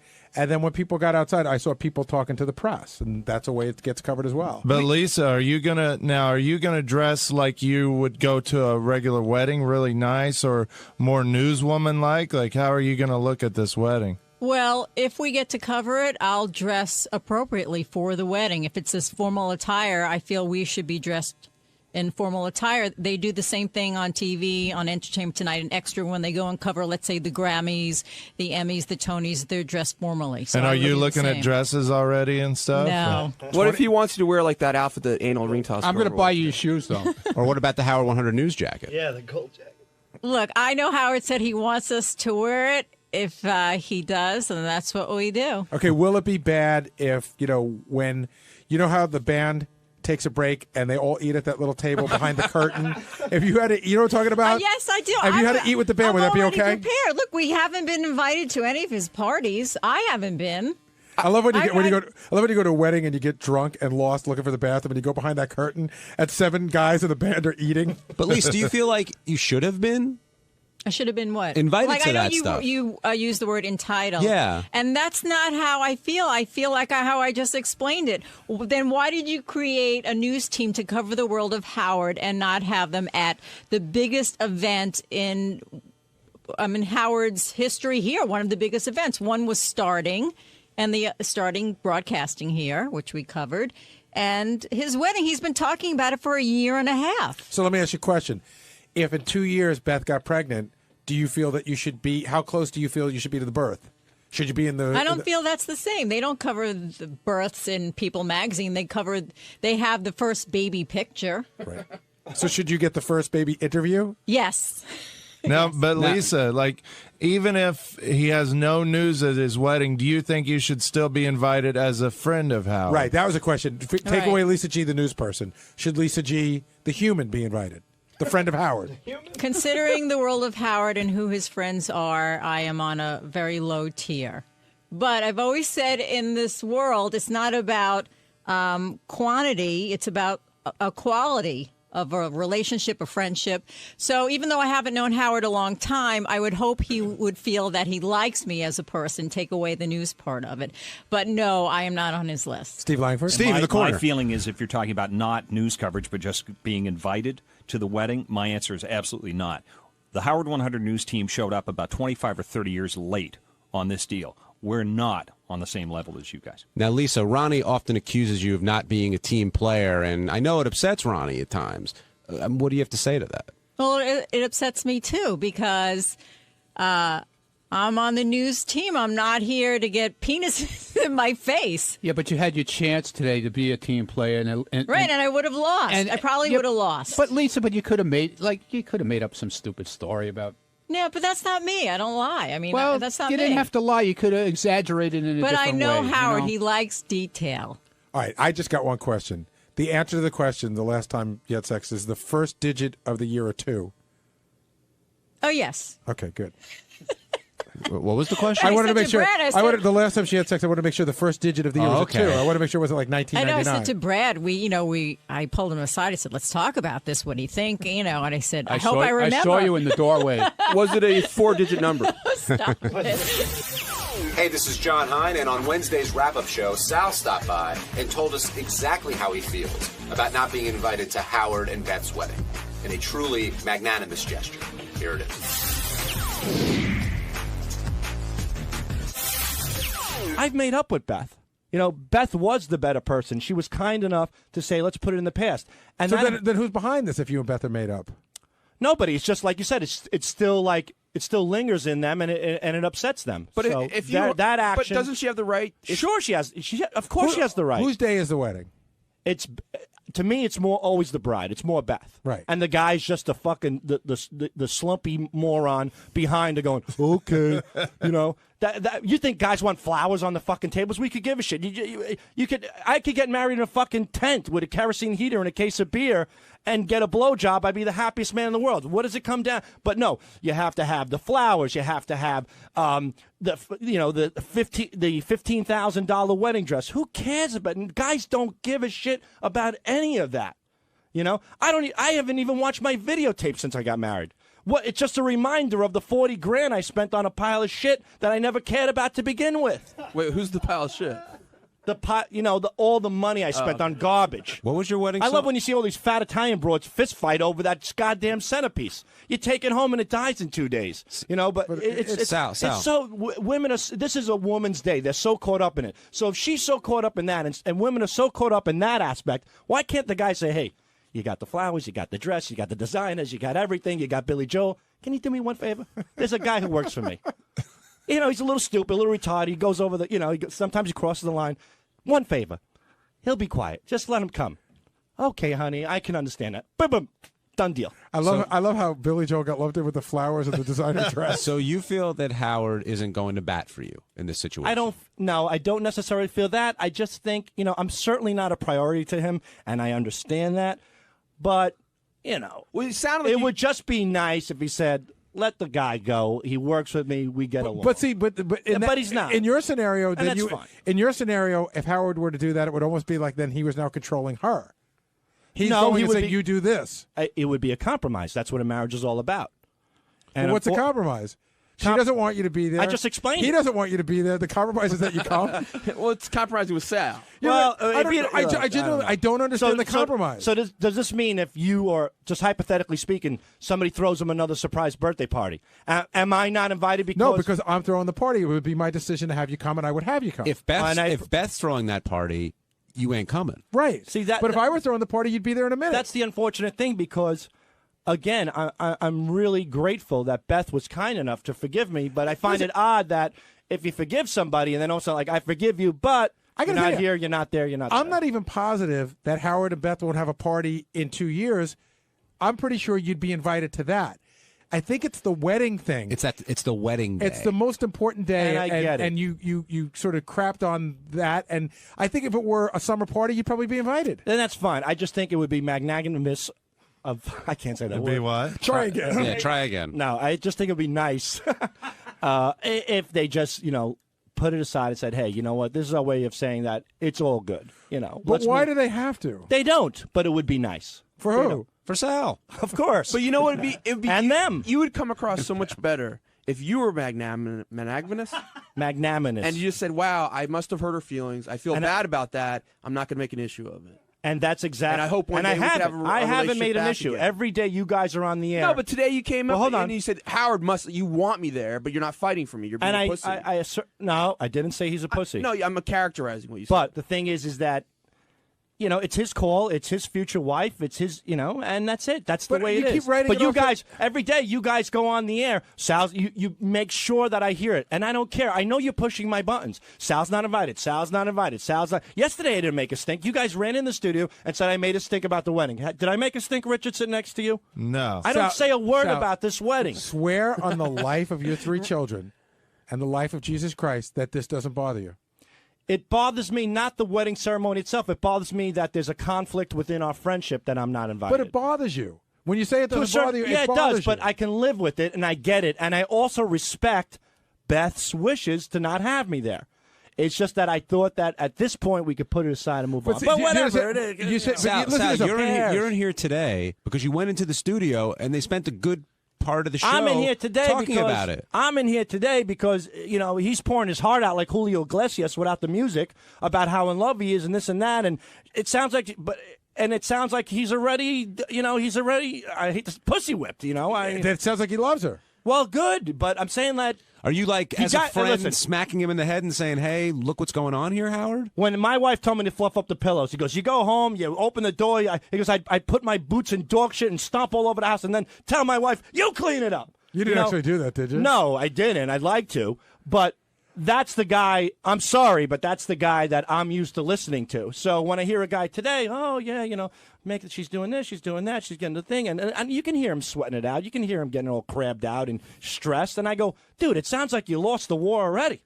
You know, it sounds like you're 15 years deep into this thing. John, can you hear him getting stressed out? It doesn't say, well, you know, he's stressed about who to invite, right. But it's not about Beth. It's about it's about him. I don't want to. It's not about Beth. It's about a typical guy already throwing in the towel. No, see, Sal, I'm not seeing that. See, Sal, I think the stress is what these guys are saying. It's more a matter of what, you know, I want to include people from work. I can't include everybody, but I want to come off in a nice way and tell people they're not coming. I got to deal with this. And just the typical hassles of the wedding, like you talked about before. I don't think it's got anything to do with his relationship with Beth. I mean, he's full in love with her. You could see that. Yeah. Well, or maybe you don't see that. I do see that. I know he loves her, and I know she loves him. That's why they're getting married. But you know, I'm just saying that. Look, if you're going to apologize and move on, you know,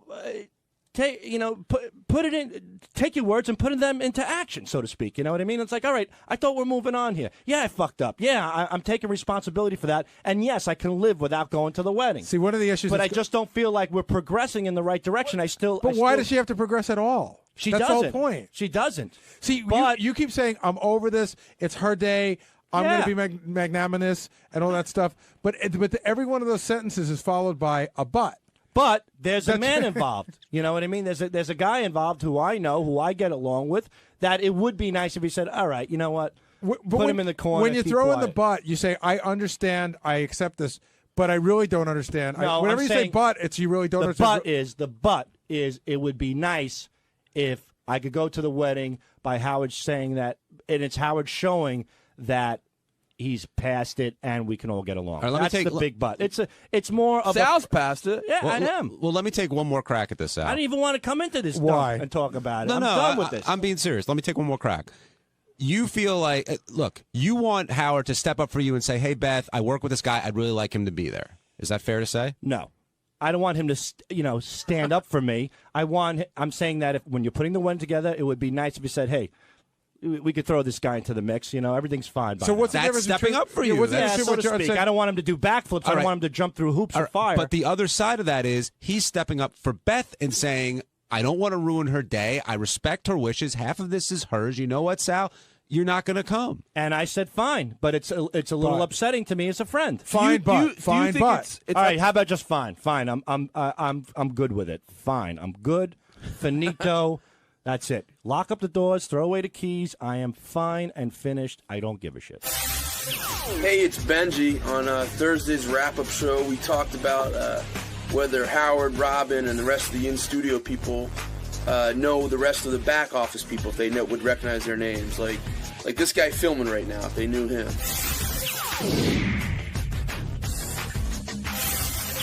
Now, I see Chris Costa and Joe Jordan in here, which reminds me of something else that happened today.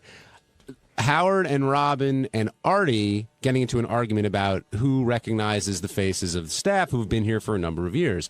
And Robin was adamant in the fact that she knew people's names more than anyone else. But the rap on Robin has always been she knows no one's name who works here. What did you think of all that, Gary?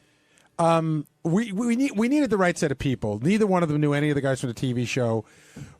Evan was a great choice for Howard, but apparently I didn't realize as I was bringing Evan in, he said to me, Robin knows who I am. We talk every morning. I know she knows my name. So, but it was funny that Howard didn't. Howard wrote down Phil on a piece of paper. I've been calling him Phil for the rest of the day today. Now, Joe Jordan, when you walk in there, did you expect anybody to know who you were? Clearly, Artie, you guys have had to talk before. Yeah, just Artie. I didn't expect anybody else to know. I mean, me and Artie talk a lot, so. And does it bum you out, or do you sort of No, expect not at all. it? Not at all. I mean, I expect that they don't know my name. Now, where does I like being anonymous? Now, where does everybody else, Sal, do you think stack up on the knowing the name list when you include Benji, Artie, Fred, and even Gary in that? I would say Gary knows the most. In fact, I got to make an admission. I know Joe's name, and I've known Joe's name, but I felt really bad because sometimes I forget it, and now I'll never forget it again. But like the other day, I brought a tour in. Then bring it through TV, and I go, "This is Scott DePace, our director. This is Brian Phelan," and then I don't say anything, and Joe's sitting right there, and I feel like a fucking tool. But I didn't remember your name. Do you know? Have you picked up on that? No, I mean, really, I probably wasn't even paying attention. I mean, I know you come in and I felt do the really bad. tours, I'm like, because that's how people have come to hate me. They're like, "Oh, he doesn't introduce me like I'm a piece of shit." And I just couldn't remember. I really the name. don't take it personal. And a lot of people come up to me, like I talk to, and they say, like, they know I work here, and they say, "Oh, does Howard know you, or do you talk to Howard?" And I flat out tell him no, so it's But the weird thing is Howard may not know your name. Or does Howard know you? And I said probably he knows that I work here, but he has got no idea what I do or what my name is. But if you were like, I see in the morning when guys are in there doing work, like Howard likes talking to people that work on the staff. He just doesn't know everybody's name. But like if you were in there working on something before the show started, he would totally talk to you if you said something to him. He has just kind of small talk. When I get in early, like turning on cameras and doing whatever if I'm in the studio. But now, Gary, do you get confused by the intern sometimes and who's who? Oh, totally. I mean, you want to talk about that my special magic key I keep on my wall. I have might as well. When the interns start, we're up to about 15 interns a semester. So when the interns start, they all get their photos taken, and on my wall, which they can't see, is a picture of all the interns with their names underneath it. So the first 3 weeks of the semester, I have to look up there, and it takes me time. And sometimes, especially with the guys, for me, all our interns seem to be guys in T-shirts with baseball hats and short haircuts. They all look the same. Like, there's an intern sitting in here right now, and I'm pretty sure that your name is Emily. Is that right? Okay, good. So, I just learned Emily's name this week. It's been here for 2 weeks. So I'm working on it. Emily's great. Right, Emily? Thanks. You're very welcome. Now, there's a theory that everyone in the studio doesn't necessarily really know what's going on outside of the studio, and vice versa. Do those two? Is this an example of sort of those two worlds showing themselves? I guess so. It's weird for me because I'm probably the one person that does both, that goes in and out. So I know I sort of have a handle on what people are thinking in the studio. Plus, I know what's going on in the office, and even in the office, I'm insulated a lot. I'll walk up to you a lot of times, and I'll go, John, what's going on here? There's clearly something going on, because I don't know everything that's going on right in the office. But during the show, I still think that Howard and Robin have now sort of taken in good faith what we do, but they still don't know what we do when we're out in the office. What do you mean? I don't think they understand, the buzz that's going on, how when they're, Howard sometimes will be looking for something, he's like, give me an answer. When we're all scrambling around trying to get it, it's hard for them. All he knows is he's sitting in there and he's not getting a response, but he doesn't see what's going on to try to get stuff done for the show. Does that make sense? Now, Benji, you've been in both worlds, right. I guess is the right way to put it. But I notice you make a point to come out, talk to the interns, talk to everybody during the show. Yeah, well, based on what Gary was just saying, there was a great sketch on SNL a couple years ago where it's like what really happens in the ladies' room. And the guys follow the chicks in the ladies' room, and it ends up there's ski resorts in there, there's massages going on. And I think that's sort of what Howard and Robin think is going on in the back office. Yeah, there was a long period of time where Howard would be like, what the hell are you guys doing? Do you guys just sit around there all day and just relax? And it's, and we're out there working. Benji, you've been out there when you used to do research, and you've been there when Howard will be like, Gary, where's, such and such a thing? And you'll see everyone will bump into each other. I've seen Howard has a great move too. Like sometimes when he needs something, he'll just ask everybody that gets into his line of vision for it, and it's a free-for-all, and the first one to get it wins. So Howard will go, God, I need a fork. And I've seen 7 people run for a fork. Which 7? Whichever 7 that he sees. It could be Will and Jason, Benji, me, everybody. Everybody's running. We'd all run to the kitchen for a fork, and then you get back and you see that 6 people are in front of you with a fork. And you want to be the one to give the fork. It's not only that. It's just like if you ask one person for a fork, can't you wait till that person comes back instead of taking 6 people and paralyzing the office? And you realize no one's answering the phone, no one's doing what they're doing because they're all running for a fork. Artie also makes a point of coming out too, right? Not just to talk to you, Teddy, but he likes walking around a little bit during the breaks. Yeah, he puts the iPod on and cruises around and forgets his pass and gets locked out by the vending machine. I gotta go get him. Hold on a second, Emily. Let Emily come up to the microphone for a second. She's a new intern. How long have you been here? 4 weeks. So based on the 4 weeks, who would you say from the in-studio group has been the most friendly that comes out and chats? Benji by far. Benji knows all of our names, where we went to school, what we studied. He even introduced me to his mother last time I was in the wrap-up show. Right. I took her home. We spent a couple days. But Benji, we picnicked in Central Park. It was excellent. But Benji always makes a point of doing that every semester. Is that because you were an intern, or I think it's because I'm the minority. You know what I mean? And who would you say of, aside from Howard, of the in-studio people, have you had any interaction with Fred yet? Fred came in once and just said hi to the interns, but Robin hasn't come in yet. How about Artie? Artie, he comes in and says hi, but I rode the elevator up the day that he took the nap, so me and him chit-chatted there. Tell what he said. He was yawning, and I said, "Oh, did you not get sleep?" And he's like, I just can't get used to the schedule. And I'm thinking, you've been doing this for 7 years, right? And he's like, "You must know how I feel." I'm like, "Yeah, I've been doing it for 3 weeks. Right. It's pretty tough." Now it's funny because I didn't remember, but Joe, who was on the air this morning that works at Howard TV, also interned for us. So Joe, step up. When you were there, was everybody friendly, or you said you went through the whole semester and did you ever talk to Howard?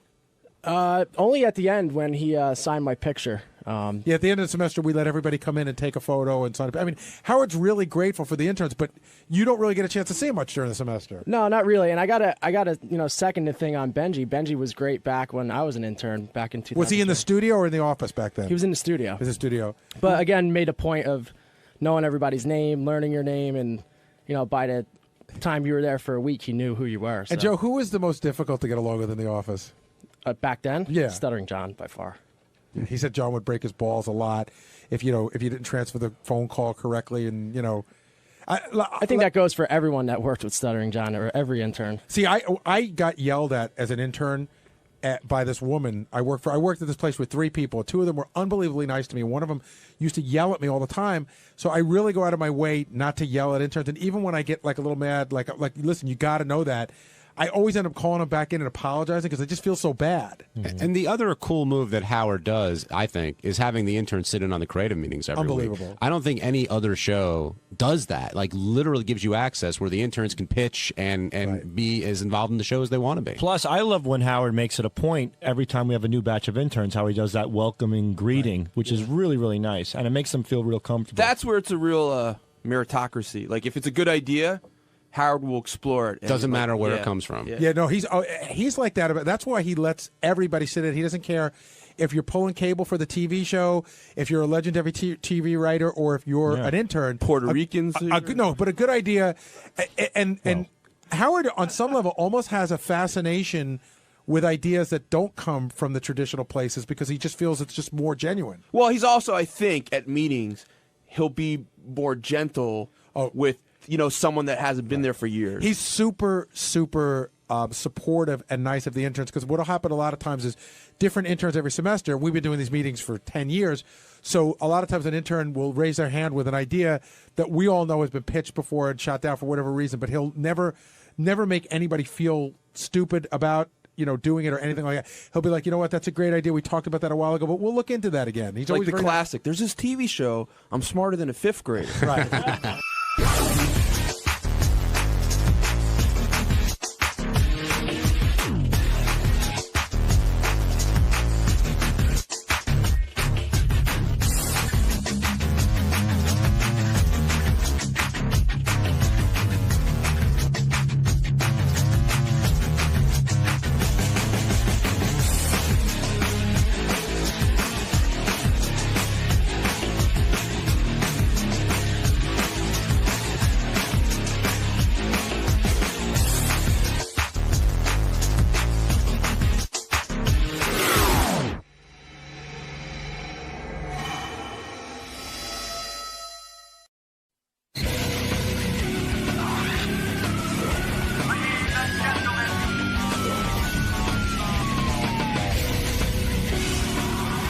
The news yesterday of you breaking up with Jim Florentine, or Jim breaking up with you in this case, touched a lot of people. You know what? There was an outpouring of love to me that was just so amazing yesterday. I really, I just got so much wonderful support and input. It was mind-boggling. I was really surprised. People felt bad. It felt good to know that so many people cared. People did care. In fact, someone came up to me and said, I was listening to the show, and I felt really sad when Robin told the news because she was happy, and they were upset. They didn't want to see you get upset. Aw. Although you put on a very good face. Here we go with the good face again. I'm not putting on any face. You saw me immediately after the show. What was I doing? You were almost in flight. You were singing. You were carrying on. No, you seemed fine. No, but I'm talking about not after the show. You saw me later in the afternoon. Some people have said to me who are closer to you. Who's closer to me than you? I don't know. A lot of people. Some people have said that, in fact, the truth is you are not as happy about it as you seem. I'm not. Who would be happy about it? Right. But they're confused. Some people have said to me I should worry about you. They always say that.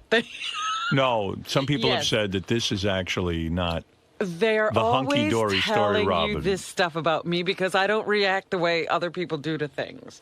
And you've heard this over and over in our lives, that you should worry about Robin, and I'm still here and I'm still fine. Yeah, but I heard some things. What things did you hear now? Go ahead. No, I heard. I'm not going to say them. Come on, tell me who said it. No, I heard that you were very upset in private. With who? I don't talk to anybody. Yeah. Who did you talk to? No, when I'm mining. Again, mining. Actually, your breakup came up not only in the email. I'll read you some of the email just so you can be aware of it. Most of it was very, very sweet. And now I don't even see it. You got rid of it. This is Email Monday. That's why I see I have to say, even Ralph left me the sweetest voicemail. Yeah, Ralph told me he was upset when he heard. He don't want to see you hurting. No, but it was so un-Ralph, It was just, he let his guard down, and he just was really so sweet. Wow, the biggest news of the day, Robin and Jimmy break up. Robin on the market again. Can I Bronski her? Now Jim can go back He's got tits? Now Jim can go back to showing his balls all the time. Having the waiter and waitress put tons of pepper on his food and fart all the time, etc. Here's another one. I hope you aren't too sad. Breaking up sucks. Lots of good wishes. See, most of them were like that. Yeah, thank you. Here's another one. Fuck Jimmy Florentine. We got your back, Robin. We love you. Robin, let that motherfucker go fuck himself. I only blame you for dating that asshole. Robin, please don't date anyone from the show. I won't date any more assholes, I promise. And Jim, go fuck yourself, and you're useless. And Jim, go fuck yourself. You useless, no talent bitch. Aw. See, people are attacking The him. thing that I really thought yesterday was I hope people are calling Jim, because this wasn't easy for him either. I know. And I like hope Jim. he's getting support, because... No need to attack Jim. Yeah. I've been a listener for about 20 years, and I have to tell you that I was deeply moved by your revelation of the ending of your relationship with Jim and the class and poise you exhibited throughout. You are an amazingly strong and honest woman, and I admire you greatly for your honesty in dealing with this obviously painful conversation. By the way, you'll feel much better if you whip out your sweater puppies and flash those golden bozos at the camera. Really? Yeah. So this guy says the key to you feeling better is to show us your titty. Let me try that and see if I feel better. I would love it. And then there's a whole bunch of other topics here in the email. One of them was Michael Pardue. Oh, yes. The guy who came in and was in jail for 28 years, even though he was innocent. And actually, a lot of them were very, very cruel. Really? Tell this whining cunt to grow up and be a man. Wow. Whining? Wow, I was in jail for no reason. Bullshit. That's what it says here. Oh, my goodness. That's got to be a kid kidding around. That's crazy. Howard, why didn't you ask Michael Pardue if he knows anything about these murders? I listened to this segment, and this guy has never said he knows nothing about it. He just said he didn't do it. I think he's full of crap. There's just something not right with his story. Also, I believe he was never found innocent. The ruling was just overturned. I don't believe a word coming out of his mouth. So some people don't believe. Did we do any research? I don't think so, but, So we don't know. We were taking his word. I was moved by the story of Michael and Becky Pardue. I'd gladly send them a few dollars if there's a fund we can contribute to. So this person actually felt for them. Yeah, but they weren't trying to collect money. Yeah. Here's another supporter. The wrongfully accused man is describing an accurate picture of the Alabama justice system. The former Democratic governor was wrongfully accused of crime and went to prison until the federal court stepped in and released him. Yeah, I think that was profiled on 60 Minutes. Let's see. And this one says, Howard, how in the fuck can you give this Michael Pardue asshole 1 minute of airtime? Don't you dumb shits do an ounce of research on your guess? No. He comes in and claims he's innocent, and you pussies believe every single word of bullshit that he or his hideous wife have to say. He gets away with 2 murders based on a technicality, and you immediately start kissing his ass and proclaiming that he is innocent. Shame on you and the rest of you panty wastes for believing this horse shit. So, a very controversial guess. Yeah. Now I want to research. I was kind of moved by the guy's story, but... Hey, Howard? Yeah. The guys are telling me that someone else admitted to the crime? And there was DNA evidence that cleared him, so it wasn't like a technicality. Well, because, I don't know that Michael was that articulate in explaining the entire story, and also because of radio and, sometimes you have to be a little bit brief. There was we talked a lot about this case, and the guys actually did find out about it. Okay. And I think there was really good reason to believe that this guy had been set up for 28 years, and he was a fascinating, upbeat kind of guy for a guy who had spent his entire life, from the time he was 17 years old till his 45th birthday, I think, in jail for something he didn't do. I disagree with these emails, and I think they're harsh, but, that wouldn't be the first time our audience really blasted someone. Right, that's what I said, that would fascinate me, knowing what they thought about us handling such a topic on the show. Many people wrote in and said, I sounded like I was in a shitty mood on Monday. Says, Howard sounds like he's on his period this morning. Ask him if he needs a tampon. I can bring one in. And let me say this. What? I don't remember you being particularly bitchy yesterday. Well, I'll tell you what. I'll be honest. I'm in a shitty mood almost every day here. Yeah, I mean, you were your usual self. Yeah, I mean, I resent you saying that I was somehow on some days not in a shitty mood. I'm always in a shitty mood. I'm full of... He was complaining because I was having a good time in the park yesterday. Yeah. He came across me and he was like, talk. All you do is talk. You're still talking. Well, the reason I said that is, you got to hear this. I'm walking in the park yesterday, and I see Robin there with her friend, and they're walking in front of us. She's so busy yakking. I had been yelling stuff out to her for a good 5 or 10 minutes. Stop it. I was behind you forever.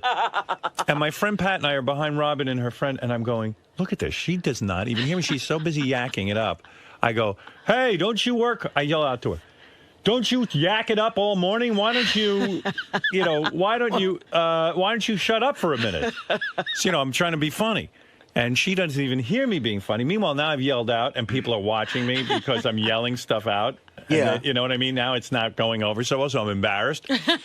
So finally, You're bombing in the park. I'm bombing in the park. So I finally get up to Robin and I say, yeah, don't you yak it. And she turns around and sees me. And then I was annoyed. I was like, geez, I can't get away from this guy. Now he's complaining about me talking in the park. Well, I thought you were walking again, but I saw you ran. Yes, I did. She has on the running outfit, then she goes for a walk. I put on my walking shoes and then run. And my friend Pat corrected me. He said, that's good. If she's walking, running, whatever she's doing, it's good. Thank him. So didn't she just say she looked good? Put so I said, you in yeah, your she place. does. I love the fact that you got on the air and said he broke up with me.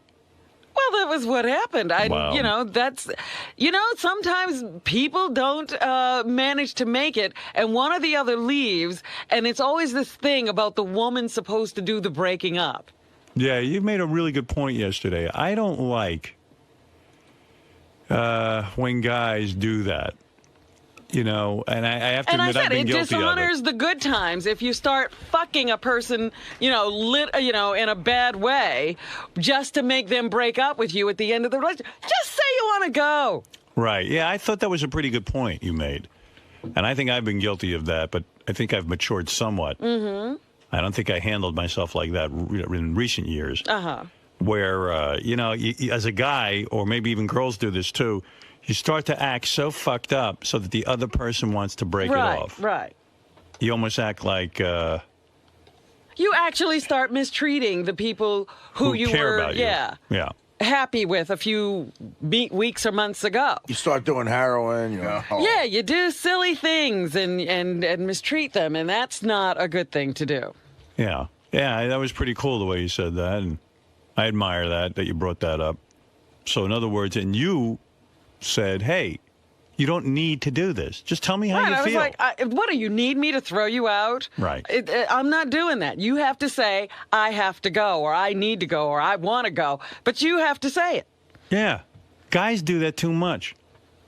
You put on a whole fucking charade. Right, because you might actually have some information that the woman needs. Instead of just going around doing silly things or making up reasons, be honest. It makes you doubt your reality. Well, not only that, it's just that the whole relationship is based on honesty, and all of a sudden you start, lying or making up things or trying to change reality in order to get out of it, Yeah, and then you start to think you're crazy. You go, you'll say, hey... what was I doing here? Or you start to go, well, are you giving me signals? And the guy will go, no. Right. And all of a sudden you go, oh, maybe it's me. Maybe I'm fucking crazy. Or, he's going through something. I guess it has nothing to do with me. Right. You just want to know. Right. As a woman, you're saying to guys, look, if you're going out with us, don't... If we ever had a good time, don't dishonor it by now making it a bad time. Just say the good times are gone. Love you, babe. See ya. You're so right. No, you're right. You're absolutely right. And I think a lot of guys can relate to this because we've all been guilty of it. Sure. Well, I'm sure women have done it too. But the point is, you don't have to do that. You know you want to go. You don't have to soften it up and have her tell you. You have to get out. You've never played games like that? Nah. Look at you. You are a woman. Hear you roar. Yeah, you're right. I admired your message yesterday. I think that's why people were very sympathetic, because you didn't bullshit anyone. Well, that's nice. Yeah. I believe you will be triumphant. La, la, la. As a matter of fact, good news is just around the corner for you. You said on the air, and I don't know how serious you are about this, that you really want to fuck a 25-year-old. I think she's serious. I don't know. If I found the right 25-year-old, why not? Well, because I know you need to feel a connection in order to be with Well, the guy. that's why it'd have to be the right one. All right, but you wouldn't be. So a guy sent me some pictures of himself in a little Here note. we go with the pictures. Well, all right. You want to see what the guy looks like or not? Sure, I'll look. After hearing Robin's breakup proclamation today about needing a 25-year-old following her breakup with Jimmy Florentine, I felt I had to throw my hat in the ring. I'm a 25-year-old who lives and works in Manhattan, 2 blocks from Sirius, which would be convenient for you to fuck. After the show, you could get over there, fuck them, and then leave. And leave. Yeah. I have a great job as a software developer for a well-known firm. I'm 6'2", 185 pounds, blonde hair and green eyes. I went ahead and attached a few pictures of myself that I hope Robin will take an interest in. I would love to take her out to lunch or dinner and hopefully have a great time. Well, he's starting off right. I am sure Robin will get plenty of emails like this one, but I hope this will rise above the rest, especially since I work right around the corner. And then he signs his name. Let me take a... I haven't even seen... Convenience is everything. Based on the description, Robin, did you like the way Larry Bird looked on the Celtic? Here is a picture. Here's the first picture. Oh, he's kind of cute. All right. From what I can see. All right. And a sort of... Ledger. You know what he looks like? Like a Heath Ledger. You think? Yeah. I was bit. thinking more of that guy from American Idol. It's Ryan Seacrest. Ryan Seacrest. Here's another picture from a different angle. You can take a look at that. Oh, very all-American. All-American looking. Yeah. He looks like a gay guy. That's what America looks like. And finally, in this picture, I believe he looks like, and I'm not making a joke, that Beckham character, the soccer player. David. Oh, yeah. There's some resemblance He there. cut a girl out of that picture. Could be his sister. Could be his sister. I doubt it. Well, he's a good-looking kid. Looks Not like that I'm looking for a relationship with a 25-year-old, Could but be I Heidi just, Fleiss. that's funny that he cut the girl out. Well, he does seem like an interesting candidate. I don't know what you want to do about it. If you want me to march him in here, I will. March him in here? Yeah. What have you got to do with him? I'll march him in here. He said he was willing to come in. You want him to come in? Sure, why not? You do. All right. See, I knew those pictures would work. Gary, book this gentleman. See if there isn't a love connection. Or just a fucking connection. Or something. Well, I just don't want guys to, come in here and fuck you randomly. Oh, really? We have to have some kind of screening process. If people are going to be having sex with you. I see. If we're going to be giving you away on the air. That's true. Well, this guy certainly looks like he's got the look that turned you on. You lit up, I have to say. I did not light up. Stop that. Right. Anyway, Lisa G is here. Speaking of working women. And speaking of attractive work. Who's more attractive than Lisa G? And she has a job. So there you go, Lisa she's G. She's keeping her job. She's keeping her job. Thank you. Yes, I am. I love working here. Good. Does Mark Consuelos, did he put you on a deadline for your vows? No, he hasn't really discussed that with me. He's just going to marry us. Well, how do the vows get presented? Have you worked that all out yet? We have not. Right. I don't think any of it will be worked out. I think it'll all be ad lib. I don't think it's all that thought out. It's not choreographed. Did you get a hold of Shanghai Kate? Thanks for the phone number. I haven't called her yet, but I will. Yeah, I got to go get that tattoo. And you're going to get the tattoo before the ceremony? Yeah. Yes, I am, Robin.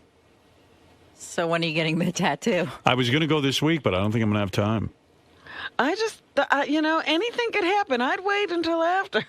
You know what, though? I don't even care. Like, if I had the bee on me and then, like, let's say Beth and I break up, or Beth stopped running and got fat, and I can't marry her, She didn't keep a career. Right, she doesn't keep her career.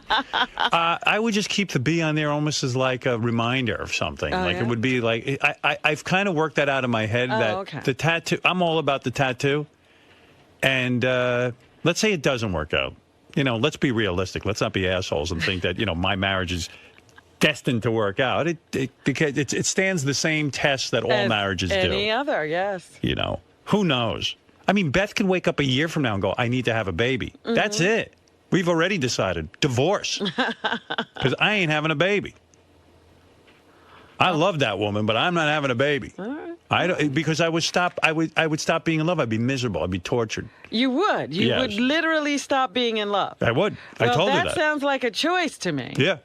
It's not a force. It's a choice. A choice. I will have to be out of love with her. I was just saying, I'm out of love with you. That's you it. really think you could do that? Yes, I do. I think you're silly.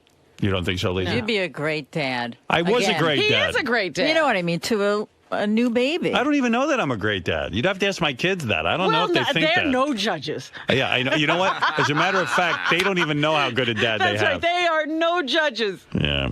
They probably tell you I was a shitty dad. They have They issues. won't know for years yet. Yeah. They have issues. Yeah. Everyone has issues. Right. You got to drive down that street we were on in Afghanistan. Yeah, he's a good dad. I'll tell you what. I know one thing as a dad. This is the only thing I know about myself, and I can say this with 100% confidence. I care. That's right. That's it. That's the main ingredient. Right. I care, damn it.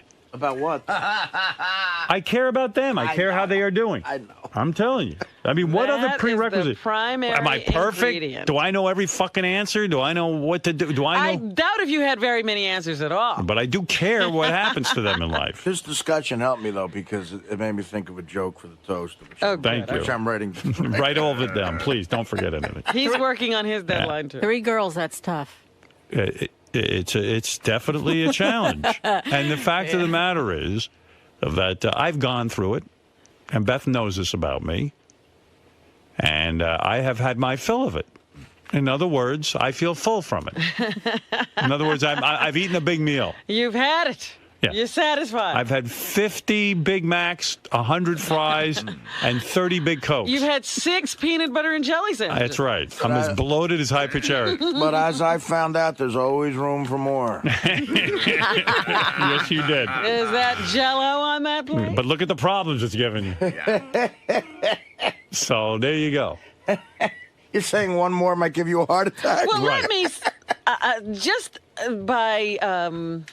You woke up one day and the baby was already there. Like you were not aware of how it got there. Right. So you're going to want Beth to kidnap a baby? Jesus. I like my life the way it is, honestly. I'm just saying, you would not, if the baby got here, you would have to take care of it. No. I would You not. would I would say to abandon the Beth, baby? well, I would financially take care of it, and I would have to say goodbye. Yeah, you because can't live with it. I've told Beth I cannot deal with having a kid.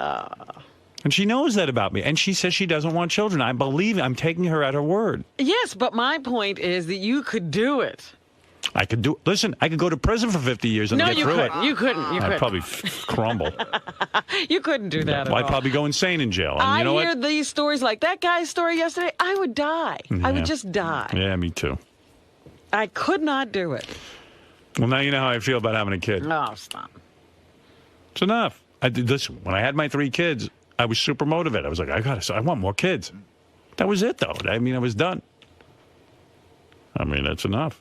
Like, Beth even sometimes starts talking about a second dog. I know. She keeps saying she's going to have more dogs, more I know. animals. And I kind of go, oh, yeah, but in the future.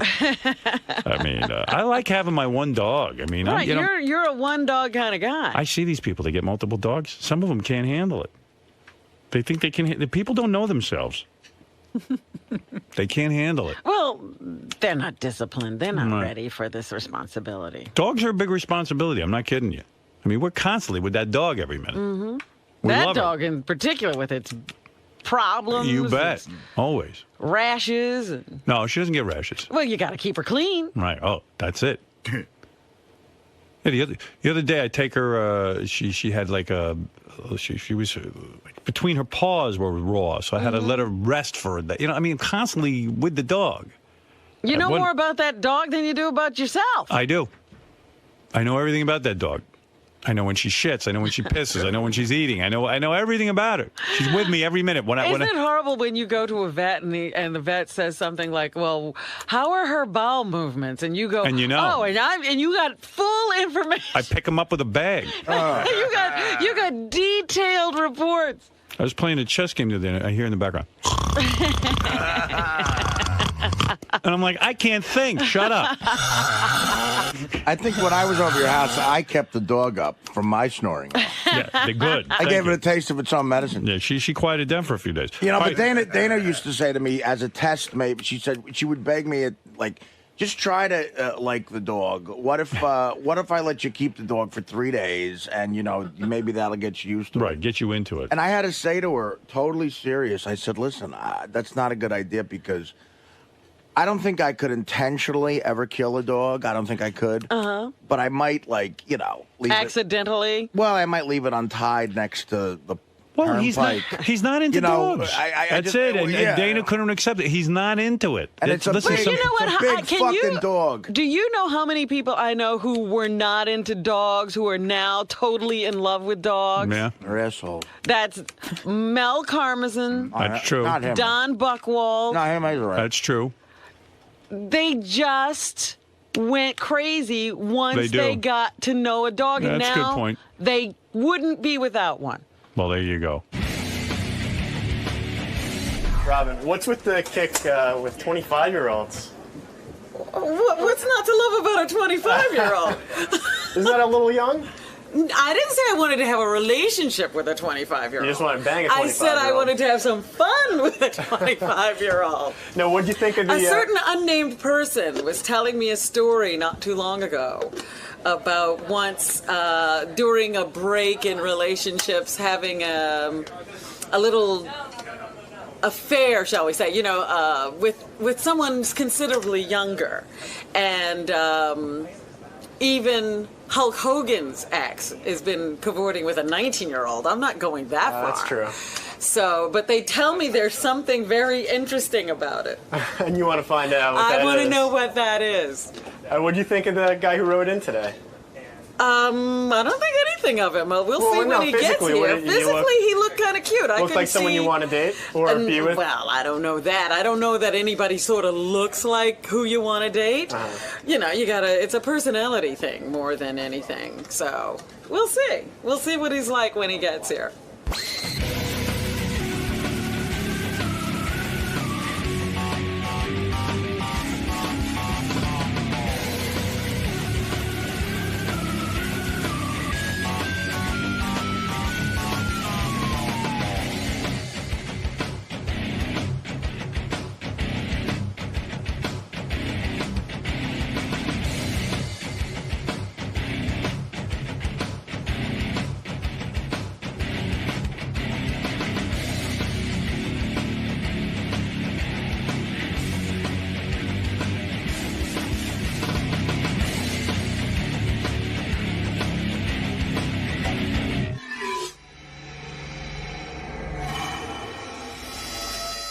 A live, brand new show. I'm trying to figure out which mic George is on. It's been so long, I can't remember. George, what mic? George is here. Hold on, wait. Hold on a second. Say something. Good morning. Good morning. Guess Am I on? Yeah, I couldn't remember which. Good morning. How are you? I couldn't remember. I'm just fine. I couldn't remember which switch worked the microphone for your. And which switch am I? You're number 4. I'm number 4. Number 4. 1, 2, 3, 4. What a great How are voice. you, George? Iconic voice. When's the last time you were here? I think it's been more than 3 months. It's been much too long. And congratulations to you on many, many counts. Certainly on your upcoming wedding and the merger of Sirius and XM. There's another marriage, that's right. And congratulations to you on California allowing gay marriage and the fact that you and Brad are getting married.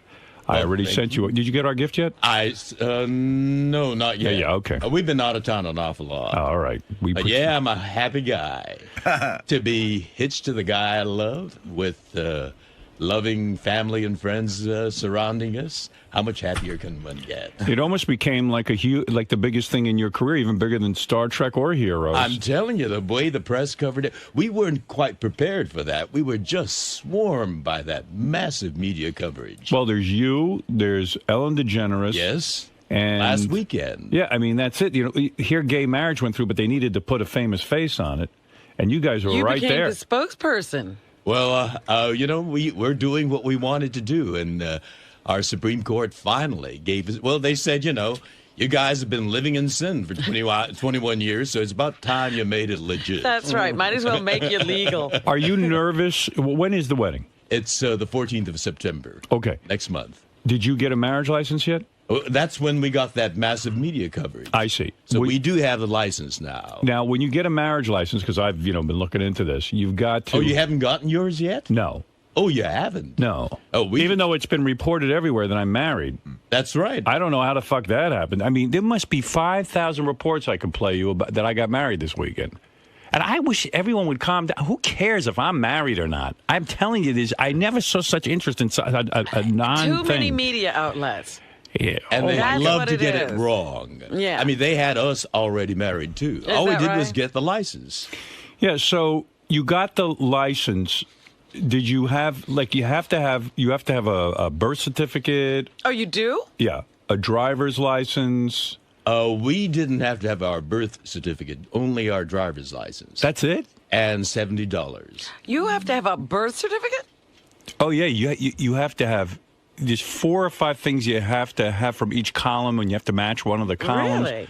Yeah, Not in California. You have to have a birth certificate, a driver's license. I've got to have my divorce papers. You're I want you to prove that. Yeah. You have to prove you're divorced. It's a whole fucking deal. I thought of a couple loopholes though for George. You could, I think, they just specify gays getting married, not 2 men. I think you could have said. No, they said marriage equality. But Every I person think you has- could have years ago gotten married and just said you guys weren't gay. You just were 2 guys who wanted to get married. No, you couldn't.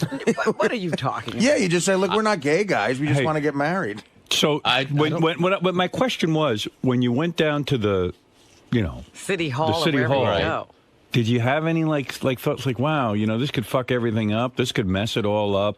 Did you have any kind of trepidation? We were a little nervous, not because of that, but because it was, something that we hadn't expected to happen, and we were really excited about it. But How did then- people know you were going down to City Hall?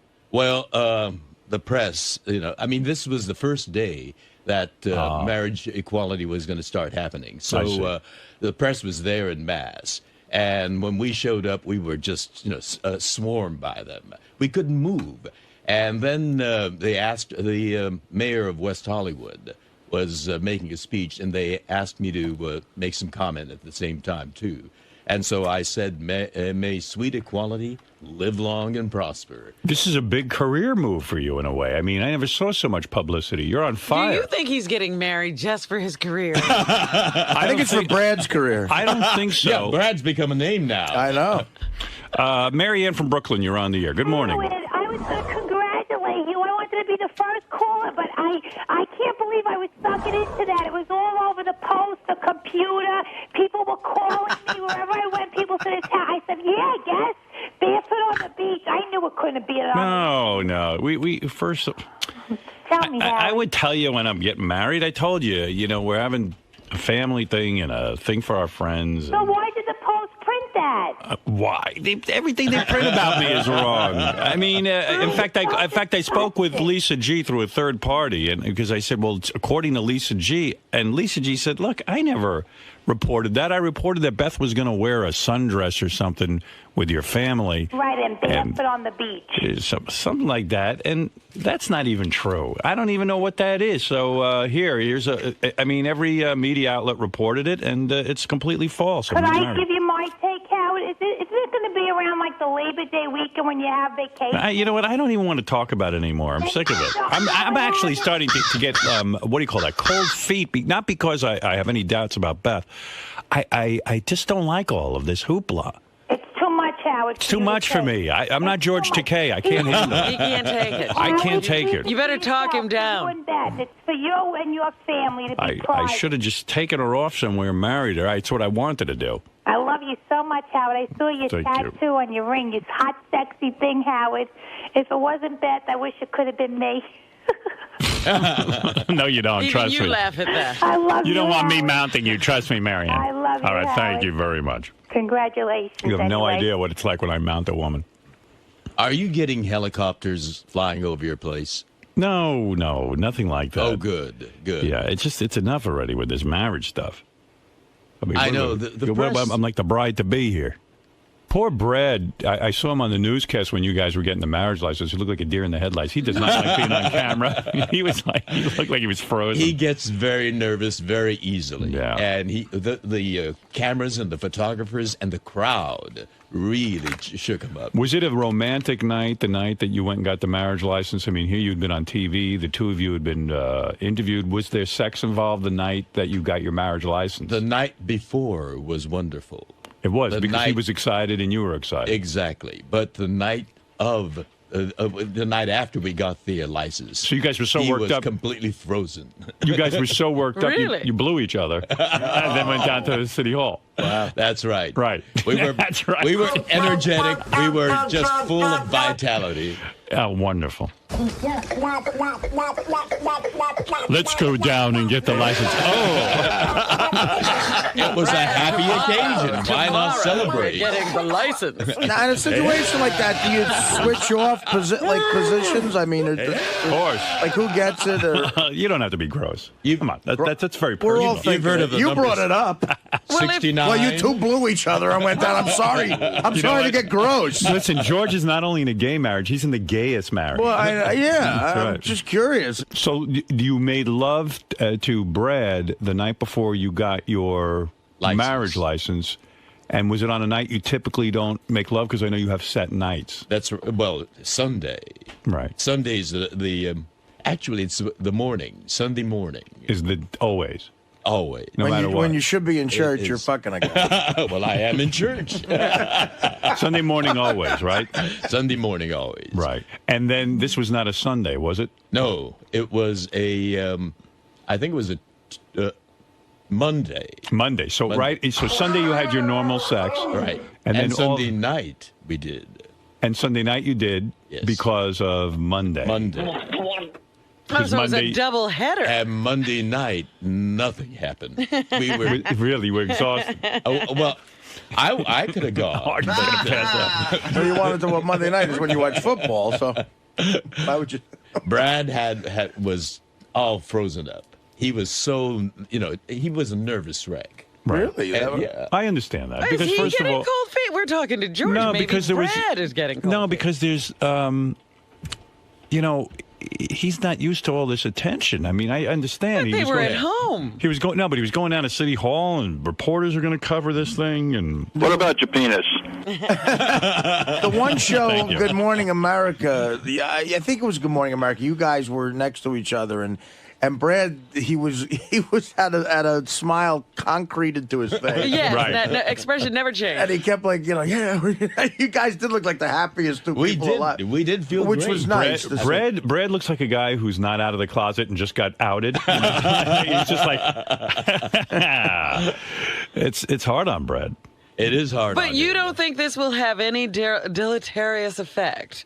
Deleterious. It's going to be a joyful thing. You don't see it changing at all when you say those vows and now you're committed to each other. Well, we've never gone there before, so we Right. don't know what's going to happen. But I know, for me, it's going to be wonderful. All Because right. we're going to have our family and friends. How many people are you inviting to the wedding? Well, we're getting married in the Democracy Forum of the Japanese American National Museum, and the capacity is 200. Right. And, we have a long, long list of dear friends. So we feel terrible that we couldn't invite them all.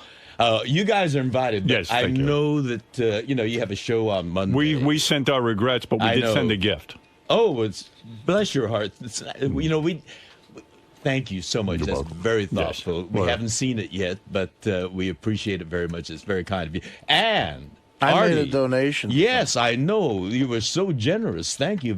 And that's very important what Artie did. Because What did he do? He gave a very generous donation to the Human Rights Campaign. Well, that's what it said. In the card, it said Right. you could either send money or, in lieu of a gift, actually, which was very nice. It said you could donate to the Human Rights Campaign, and that's what I did. But Arnie was on heroin at the time. I didn't mean to write that check. No, this was before heroin. Well, that was why the sum was so generous. By It was the out way, of his George. mind. Oh, is that why? No, I'm always generous, And George. the reason for that is, there's a ballot measure coming up in November in California people who want to nullify the Supreme Court's ruling and take away our marriage. Oh, no. And Artie is You helping mean as us soon fight as you that. get married, you could be nullified?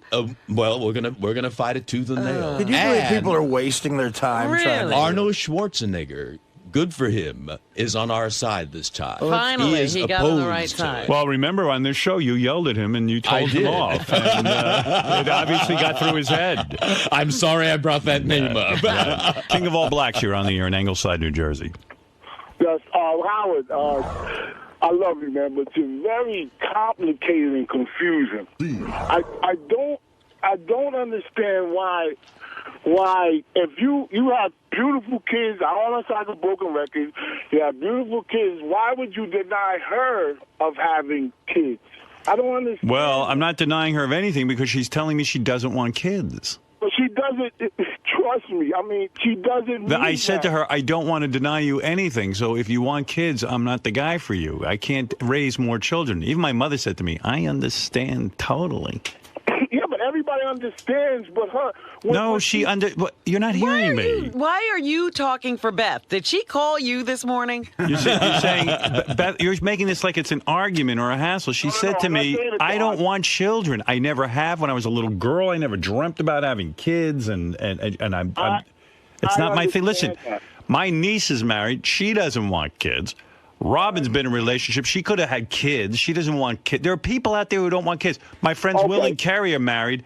They don't want children. I could point out a lot of people who don't have children, King. And then a lot of people go, then why get married? And I go, well, as long as there's sex involved. That's still your decision. Right. It's nobody's business but yours. Okay. So you don't care about the resentment that her family's going to give you secretly. Well, I don't care about her family resenting me. I just care about It's her. still Beth's decision. They can't resent him. But do you honestly, can you have Beth come in and take a lie to take the test? Yes, I would do that. Should I do that? I'll do that. Why would you do that? I mean, Because you it'd be good gotta radio. You have to trust your spouse. Oh, all right. Yeah, I won't do that. I trust my spouse. You better not. You better not. Where does it end? How many that you can make in a relationship? We're going to have her in here every week. Beth said to me, if she feels like having kids, then she'll end the marriage. Right. Yeah, right. That's what she said. Yeah, right. Well, that's Wait, easier said. What do you mean, all right? Don't let love blind you. Listen, what she's saying is because I know how you might be. I perceive you as being kind of like subtly controlling a little bit, and like in the sense that she's going to say what she thinks you want to hear.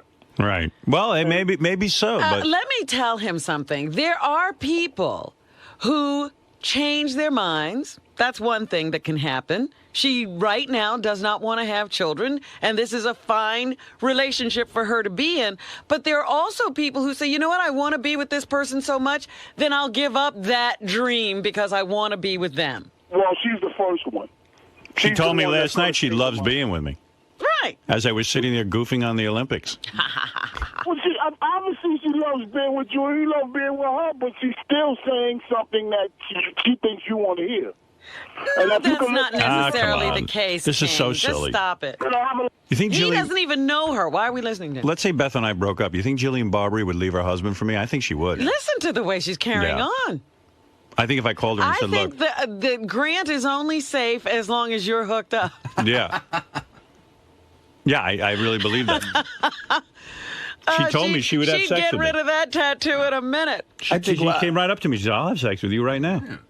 I think we do more for promoting her show, quite frankly. Maybe. We don't talk about her every day. Right. She lures us in. Johnny Frado. Hey, Johnny. Hey, what's up, Howard? How you doing, bro? I'm calling you to tell you I hate to agree with King of All Blacks, but I'm telling you, you're going to have kids. I'm not.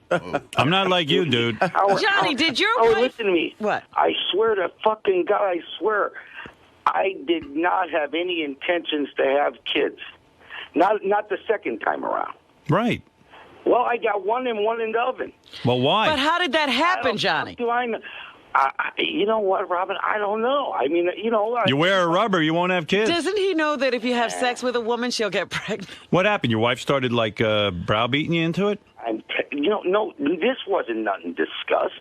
You know what happened? I'll tell you what happened. She snuck up on me with sex, with no rubbers, with no nothing. She snuck up on me. Howard, Nah, you knew what you were doing. Absolutely. You wanted a kid. You were barebacking it, and you knew what would happen. Howard, never have I had sex and said, having a kid is the last thing that I think about. I'm a shallow man. Yeah, but Johnny, you let it happen.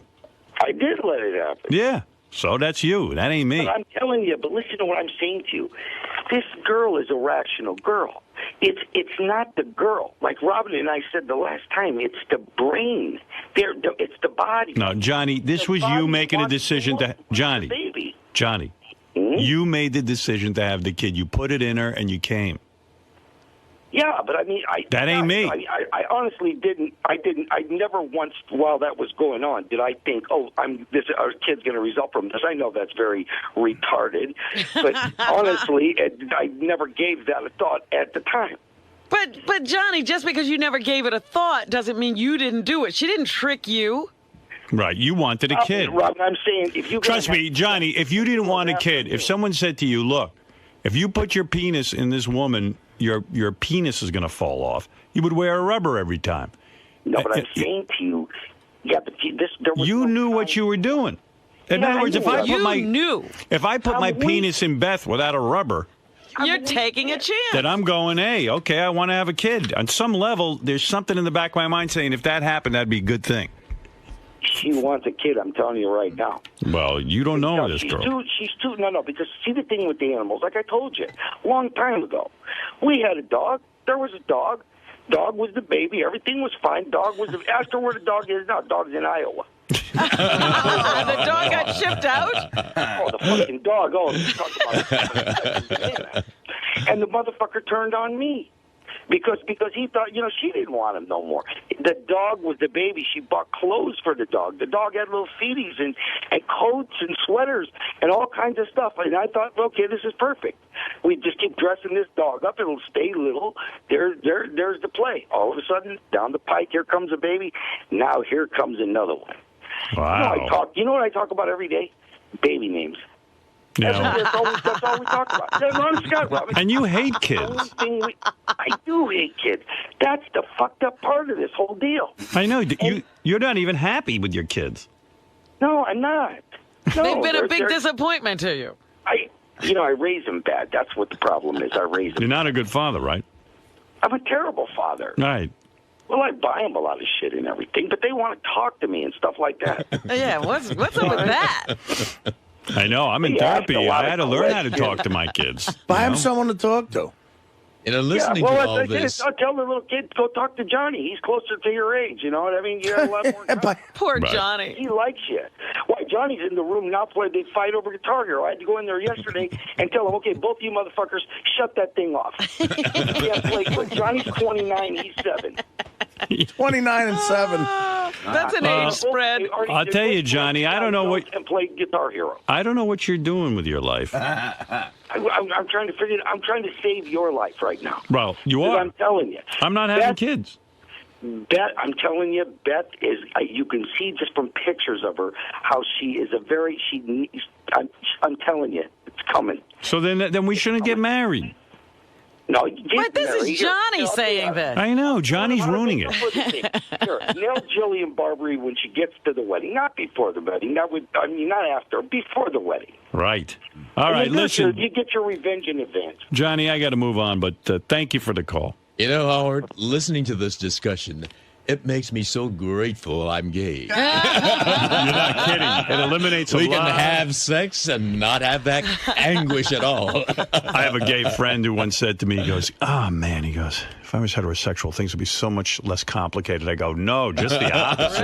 Really? Yeah. There are no accidents in gay sex. No. Anything goes. You'll be fine. No babies involved. It's the way God meant it to be. Well, I don't know about gay. that. Babies would be at our choice. That's right. That's what I'm saying. You can't accidentally do it. No. Will and Jason had a bachelor party over at Rick's Cabaret on Thursday at noon, yeah. They say like Sal goes over there for lunch every day. Like he's like a regular at Rick's Cabaret. That's where he has lunch? Well, they said he's so regular there. Like when he walks in, he's like, oh, hi. Like he'll walk up to her, go, hi, how'd your engagement party go? Like he knows personal stuff about the girl. Right, Gary? Didn't you tell me like when Sal walks into Rick's Cabaret, like they said he's like Norm from Cheers. Everybody knows him, and they said he walked up to a waitress and was asking her about her family vacation. Hi, Sal. He's her hi, emotional Sal. friend. You go, hi. Gary said like he left the bachelor party. Sal was still there. Like how many hours did Sal clock in? I didn't go to the bachelor party because I had my kids with me. So the bachelor party started a little bit after 12. I needed to call Sal. I called him at 6:20 on his cell phone. Nobody answered. I called him at home at 6:30. His wife answered. She said he was still at the bachelor party. And he called me back at 7:30. He goes, yeah, I just got on the train. So he'd been there for 7.5 hours. And I heard he told his wife the party started at 2, so he could squeak a few more hours out. Let me ask you something. Where were the bachelors by 7? They left at 4:30. Well, dude, what do you do there for 7.5 hours at Rick's? It's like anything else. When you're having fun, time just flies. Right. Yeah. You know, You didn't realize what time it was. No, I thought it was like 4 o'clock. I had no clue. Back in the old days, I used to do 7-8 hours at the strip club. Used Did to you hang out. really? Sure, right. Isn't it wonderful? Yeah. Isn't it wonderful? But yeah, I don't know what I've only been to Rick's about 3 times for lunch, and when I go there, I'm very personable. It's important to be nice to people. And 3 times you know about a girl's family vacation? What do you go in the back room or where? No, I don't do that. You don't go in the back room. Can't afford it. Can't afford the back room? No. Yeah. But it's a good time. Do you have and, one girl that you're really into over there? No. You're into them all. You don't have a Rick's wife? No. When you're married, any girl is good. Right. Lisa G is here. Lisa G from Howard 100 News. What Lisa. a weekend. Yeah. Lisa, what's going on? Oh, I don't know where to start, Howard. There's so much stuff. You know, you talked about Jason and Will's bachelor party at Rick's Cabaret, but what you neglected to mention was that Ronnie, the limo driver, paid a dancer to give a lap dance to John Hine. Mm-hmm. Well, this dancer, Avalon, is now $20 richer without having to do the lap dance because John refused.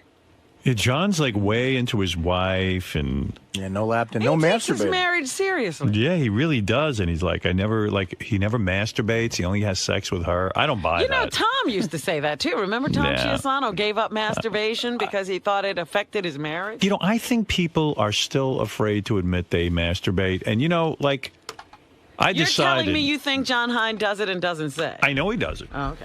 I mean, there's no, sometimes you just do it. And it's not because you don't love your wife, and it's not because you But have a you're sexual saying problem. he consciously does it and Yeah. won't admit it. Yeah, he's embarrassed to admit it. He doesn't want his wife to know. But I'm telling you, he masturbates. You know, not a lot.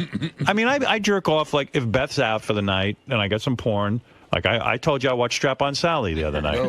And I'm not ashamed to admit it. And I had sex by myself. think one of the major influences you've had on society, without question, this is all you, as far in my head, and it's a positive because it's more honest, is being okay with admitting to masturbating, watching porn, like, the small penis thing. Like every guy, it's just liberating. Politicians aren't doing it, Well, though. the fuck politicians, but I'm Hey, saying but can I tell guys you in something? general. But it's right. It's odd now since Howard became sort of a big star that a guy isn't willing to admit that you masturbate, and John clearly is. I know a couple other guys who say I never masturbate. How's it true? It can't be. John loves this show, and I would assume would only be honest. Right. Now, some guys don't want to tell their wives that. Some guys don't want to admit it. Even all the years I was married, like, I'd come on the air and talk about jerking off, and then, even my wife would say to me, gee, did you really jerk off? And I'd go, no. Oh, you wouldn't admit it at home. I wouldn't admit it to her. And, like, and like, I decided now in my new relationship, I'm honest. I tell Beth, I beat off. I beat off. Yeah. I did. You were out, and I beat off to Strap-On Sally. Creates an even admit that it's to Strap-On Sally. And she goes, I want to see Strap-On Sally. And I said, no, because you're going to think I'm disgusting. I mean, really. And, because I know she's going to be like, oh, those girls are so gross. Meanwhile, it's Carmen Levana and all these girls, and they're hot. That's nice of her, because maybe she wants to watch it to see Well, what turns you on. we are shocked at what you think is hot. I know. You guys don't get it. They just don't get it. But Chicks anyway, say when you're like a filthy broad. Right. Like a... but everyone masturbates, and everyone has sexual needs. John, get in here and defend yourself. Hey, Robin, What? like you masturbate now that Jimmy's not with you, right? Well, I masturbated during. You did? Even Lisa G masturbates, right, Lisa? Not now. No? Why? Just I don't know. I think it's a phase I'm going through. See, I don't believe that. You're abstaining from pleasuring yourself. And John, I believe that you turned down the dance, and that's great. But I do believe you masturbate, and I think you're embarrassed to admit it. Why? I don't know. Because you are. Something you don't want your wife to know. Admit it. Why? You're embarrassed. Because you don't want her to think you don't love her or something. Like it would be like almost like cheating on her. Not at all. You're thinking about other women. Not at all. There's no way you haven't relieved yourself at some point or another. Your wife's on the rag or something, and you just go, you know what? I got to jerk off. I've got no reason to tell you otherwise. Like Artie was saying, especially on this show, right? The last thing you want to do is start lying about stuff like that. I say you've done it. Okay. And I don't care. And I think you're sticking to it now, and very much like a John Edwards kind of thing. Are you saying you never did? No, I have, but not. I can't. What I said was I can't remember the last time that I have. They do say, however, and John suffers from diabetes. Diabetes is supposed to affect a person's sex drive. That is true. So do you think your sex drive has been sort of quieted? I think so. I think it definitely has had an effect. Because I know with me, I'm constantly hard and constantly, having sex. I mean, I have to. If it's not with Beth, with myself. I mean, I need it. Sometimes he just knocks himself down. Yeah, I mean, I had sex with Beth yesterday morning, and then I was in the afternoon. I said, I want to take a nap. Maybe I should go jerk off. I mean, all of a sudden, I go, man, I'm 54 years old. This can't be right. I'm actually annoyed by it. It's like one other chore you have to do because I know. Well, no, listen. You feel it coming on. You go, look, there's no broad around. You're not dating somebody. You're alone. It's a Tuesday night at about 10. You had your shrimp fried rice. And it's like, you know what? Want to go out. I know for a fact I am not going to be worth anything in a conversation until I jerk off. And I know George Takei, as great as he is, as great an actor as he is, I know he has to do it too because Brad does not give him the amount of sex he would even like. Well, that's right. But I was thinking, with age, it'll probably wane. But after hearing Ernest Borgnine, I know that that ain't going to happen. How old are you Give us now? relief. I'm 71. Yeah, and you're saying you're still jerking off. Oh, right? yeah. Wow. Now, did well, Brad I mean, if get it's just upset? Sunday. What? Sorry, George? If it's only Sunday, Right. There's Monday, Tuesday, Wednesday, and Thursday. How can you marry, honestly, can I say something serious? Yeah. How can you marry Brad if, now I'm just throwing this out there, he gives you sex one time a week? It's not like you guys are in a marriage where you're going to have children or anything like that. Yeah. So if there isn't any sex, what's the point in getting married?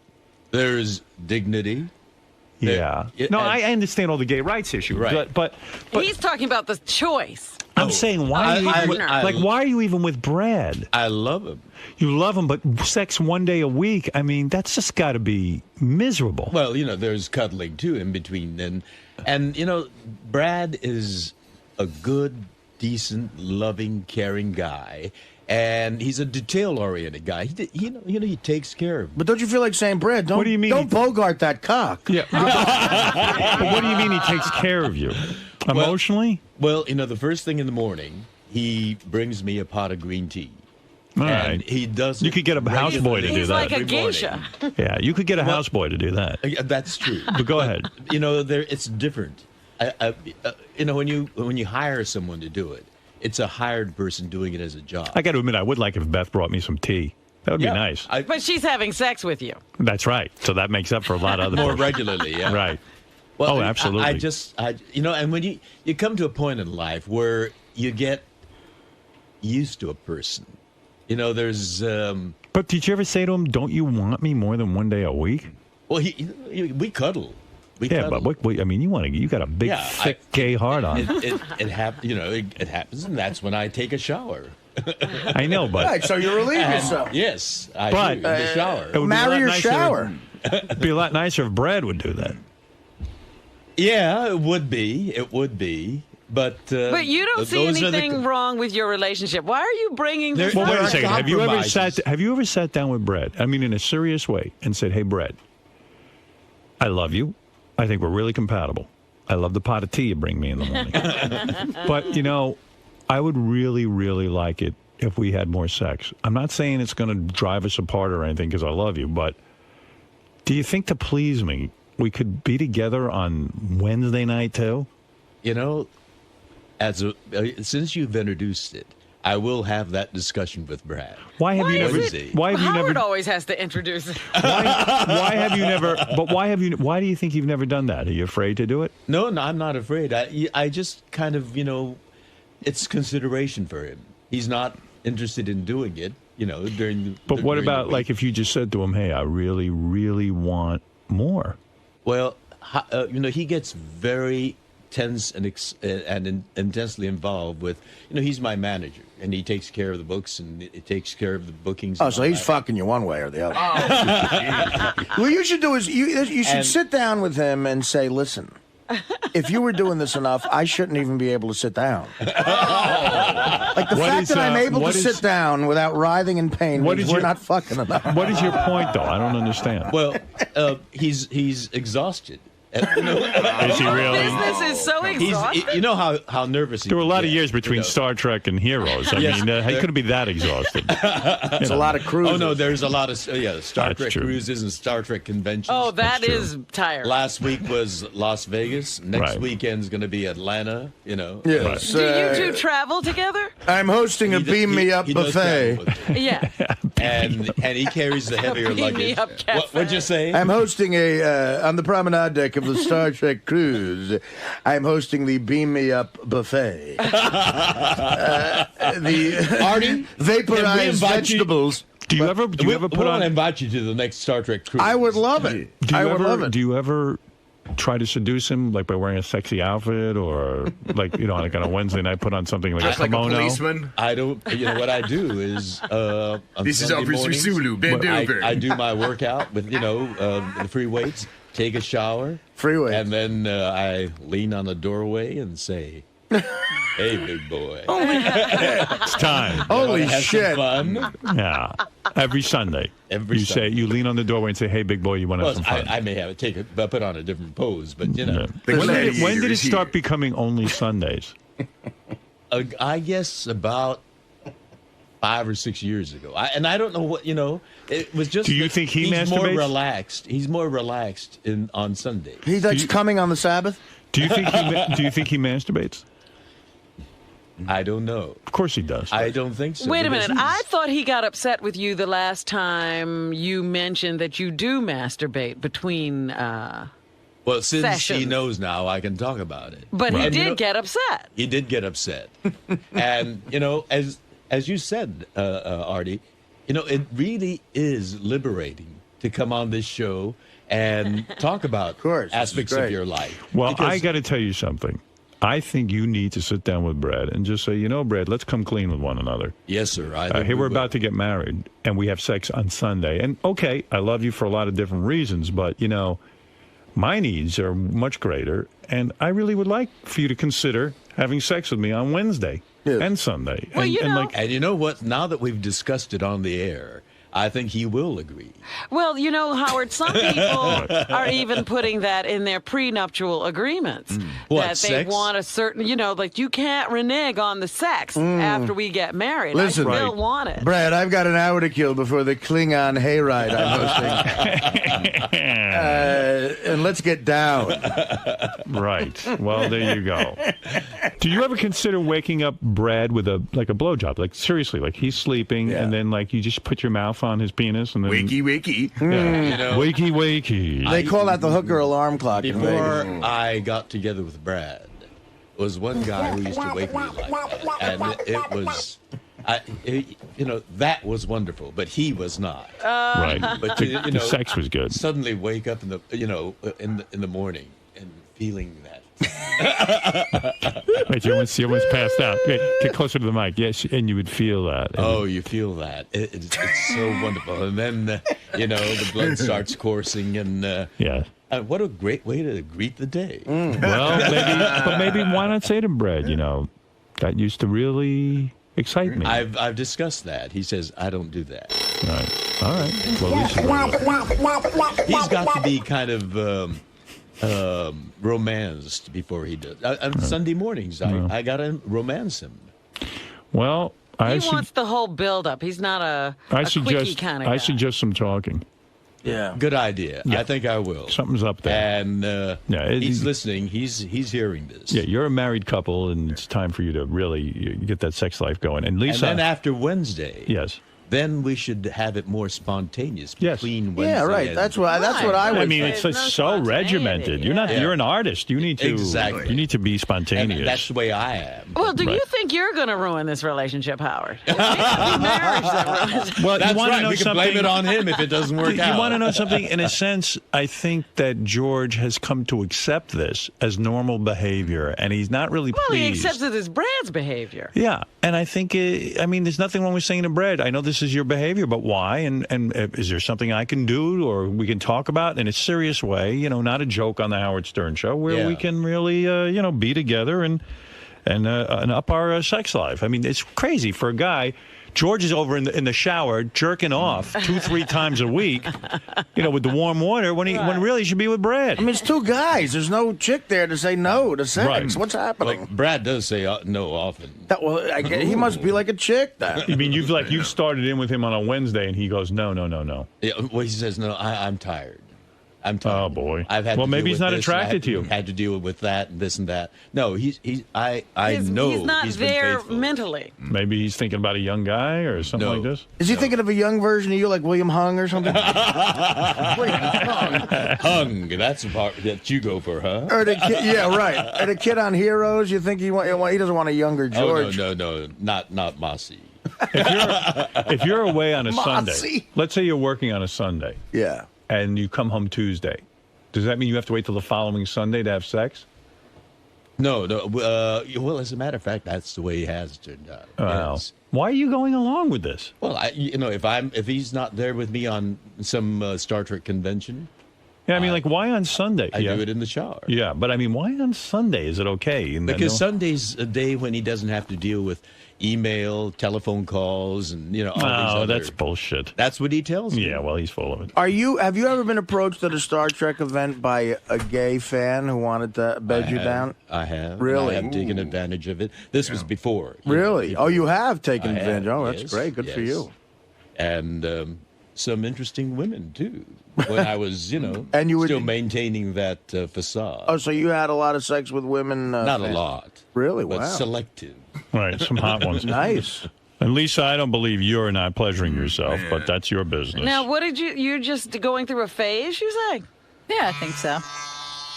What's that? You don't know what that noise is? You know. What's that? Lisa, admit, how many times have you had me? And your thoughts? Yeah.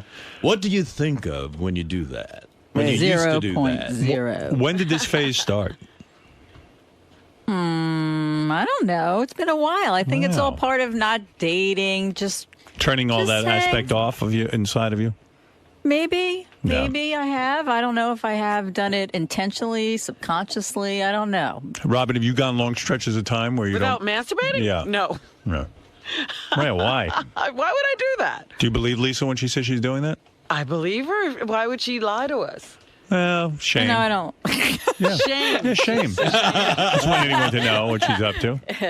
Thank God, Robin. Plus, she puts her fingers in the cupcakes. No one wants to think of that. Maybe she shouldn't. Hey, Lisa, masturbate. some guy contacted me. His business is he does some sort of test where you can tell the germs on your hands.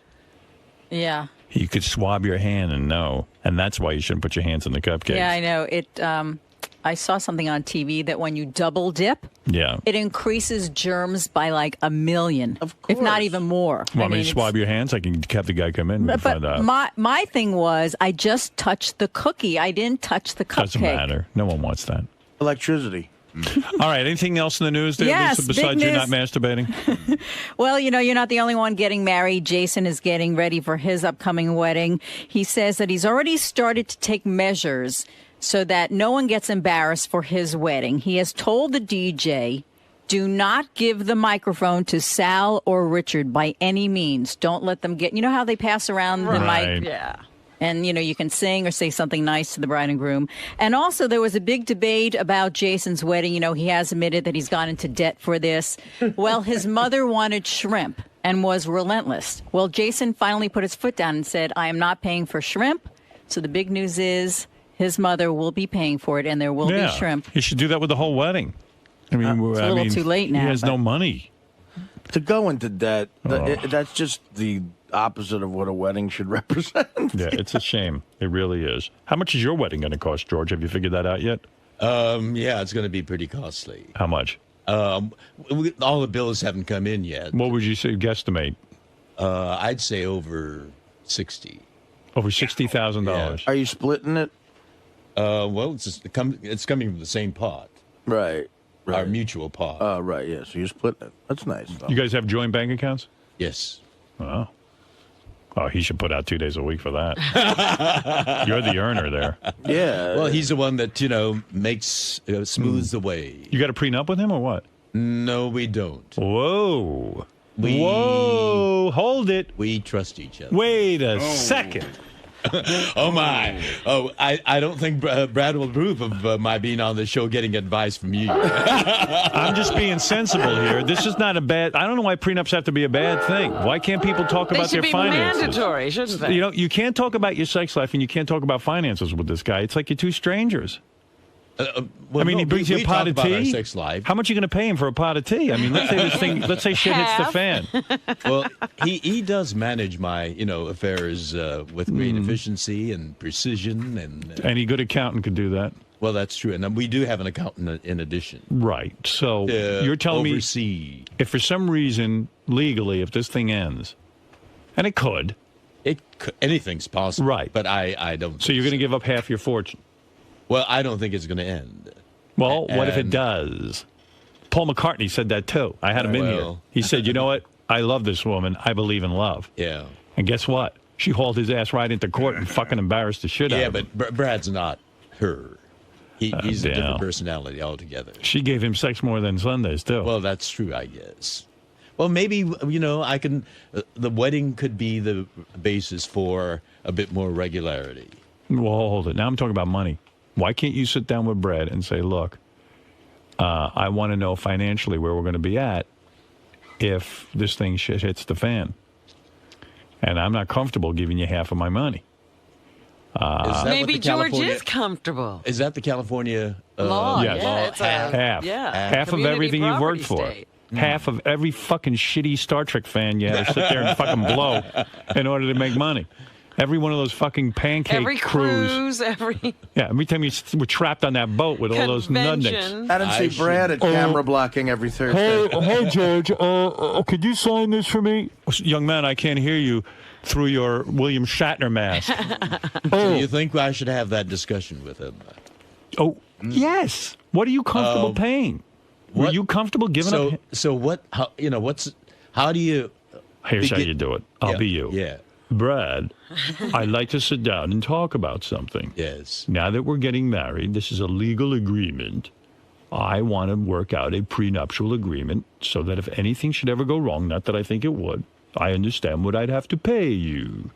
So do you negotiate some kind of percentage? Well, you would sit down with a lawyer, and he would sit down with his lawyer, and you would say, here's what I'm comfortable. Do you have a problem with this? Our lawyer is our mutual friend. No, you get two separate lawyers. Man, that's a conflict of interest. Something. I see. So we can't get... What would you feel comfortable with if you and Brad split up? Right. He's been your manager for a number of years. He's relied on you for his lifestyle and everything else. So what would you feel comfortable giving him if it didn't work out?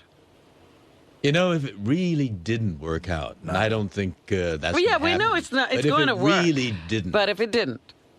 I love him enough to say I'll give him half. There you go. Wow. Then you don't need a prenup. I'll give him half. That's love. Well, you're not saying that with a lot of confidence. You were like, I'll give him half. You're testing me. You're not comfortable with half. Why don't you admit it? Why are you not admitting that? I could give him 20%? the Arizona house, and I'll keep the L.A. house. Okay, fair enough. And, a reasonable splitting of... 50%? Hey, well, he's got to maintain the house. Who's going to get the Hummel collection? If he was a manager of anyone else, let's say he got 20%, and okay, now he's your life partner, 30%, but 50%? I mean, honestly. Howard's starting trouble. No, I'm not. George, come on. He'll see you as Why? Would you like to negotiate for me? Yeah, bring him in here. Bring him in here. Not on the air. Oh yeah, bring him in here. I'll talk to him. You're not going to get Howard on the phone off the air. Right. Are you getting married on a Sunday? We're getting married on a Sunday. Oh, well, you going to say, Sunday look, afternoon. You know, so you tell him you got to fuck me twice? Wait a second, George. So, George, you're going to just go into this blindly and not have a business discussion with him about finances? Well, we have not had that discussion. I just assumed You were not going to have it, were you? You don't think about Yes, you that, did. You're about- lying now. You're lying to yourself, not to anyone else. You have thought about it. No, I really have not, quite honestly. I You really, never sat down and said, oh, my God, if this thing doesn't work, I'm in a contract with this guy that I have to give him 50% of my assets. You know, it's been working out well. We know that. Mutually That's for the the past, last... Gay couples George. break up just as much I as know they do. heterosexual And we've couples. seen many a who number have. of these Right. marriages already hit the rocks and break apart. Well, but they're, we know some. And You've got to protect yourself. We're different people. They were all different people, too. All right, can I say Well, something? I'm going to give you a worst-case scenario. Yeah. You get sick.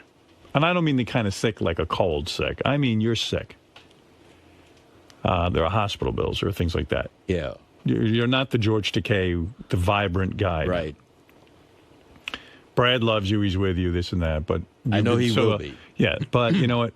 Turns out he starts fucking around with some other dude. Just behind your back because, he just needed sex and you're not available to him Yes, anymore. like the John Edwards. Right. And all of a sudden you find this out, you become incensed and say, I don't need this fucking aggravation. You and Brad break up. Now, on top of it, not only is he humiliated It's you, hard for me to visualize that okay, scenario. but let's say it happens and people are human, it can happen. Now you're writing them a check for 50% of your assets and giving them half of your homes. And What are you doing? And the new guy is fucking's in half of the home with him. Right. Well, it sounds like George would write that into the prenup George? anyway, that he's giving him the Arizona house. Yeah, fine, George. What am I saying something here that's outrageous? Yes. No. Hold it. This is between me and George.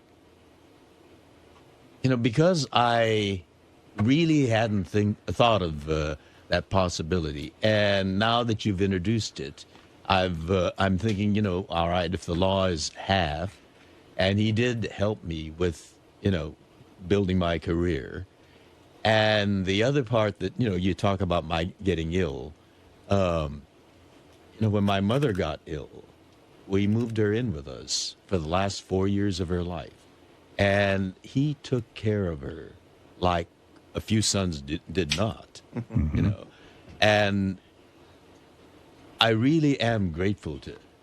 Brad was a real saint when he did that because sometimes, I had to go to a Star Trek convention. A nurse could have done that you could have paid. Yeah, but the nurse would not have given her that loving care. All right. So what is that worth to you?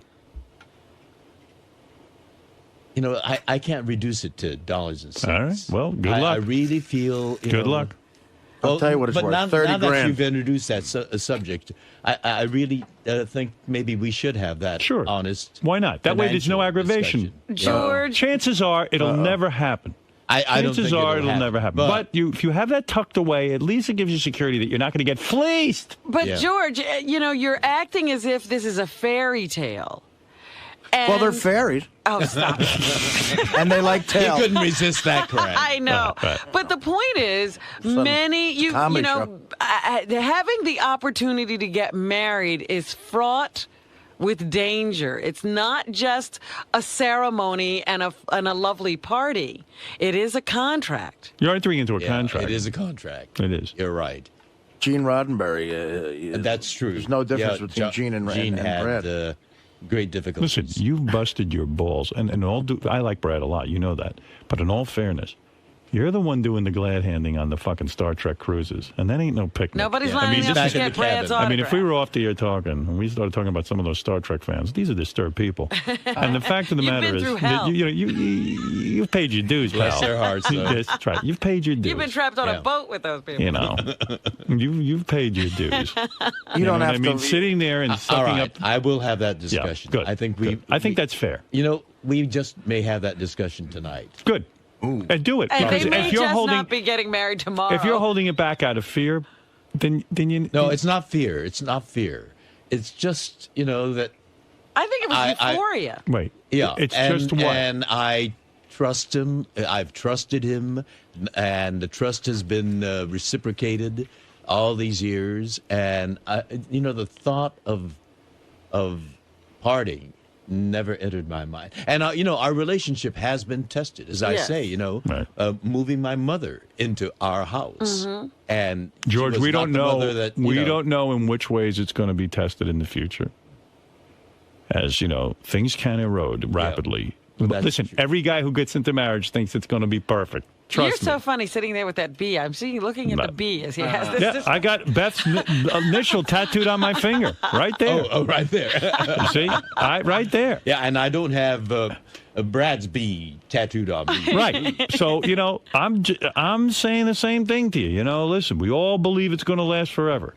But then when the shit hits the fan, you like to know at least everything's been banged out ahead of time. When you weren't emotional and angry. Why would you leave a legal contract up to the state? You make that up with Brad, and let's get some lawyers involved, and let's get this thing going. All right, I'll have that discussion tonight. Nothing is more romantic than lawyers. You want to get into this. And if Brad is, so we should get different attorneys. Not the one well, we you'd have right to. now. Any lawyer will tell you you cannot have the same attorney. It would not be legal and binding. You have to have two separate attorneys. Because our advising you. attorney knows both of us. That's right. That would not be right. You should have two separate attorneys, two divorce attorneys, who sit down. Divorce attorneys. Yes. Oh my God, this is being But reduced. George, that's the way it works. You want to Welcome be to in the world heterosexuality. of marriage. This is it. Yeah. See, this is what you fought for. Welcome to it. Yeah. Yeah, all of it. The whole. Where do you don't mow the lawn for 2 days? Positive and the all you're doing, downsides. what you fought for here is to have a legal contract with somebody. So if you're going to have a legal contract, you ought to sit down and find out what the fuck's in it.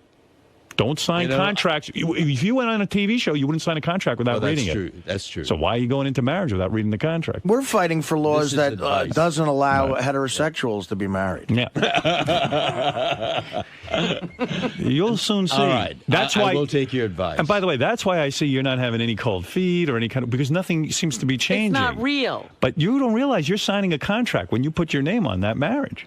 That license. That's true. Yeah. That's true. It is a contract. Yeah. And if with Brad legal loves you so much, ramifications. he'll be willing to sign a reasonable contract. Well, that's another way of testing his love. That's right. Yeah. Well, the test, you shouldn't test love. Nothing should be tested. Right? Yeah. No, it's a strange way But of don't putting let it, anything be contested. No, if he loves you, he'll sign something fair.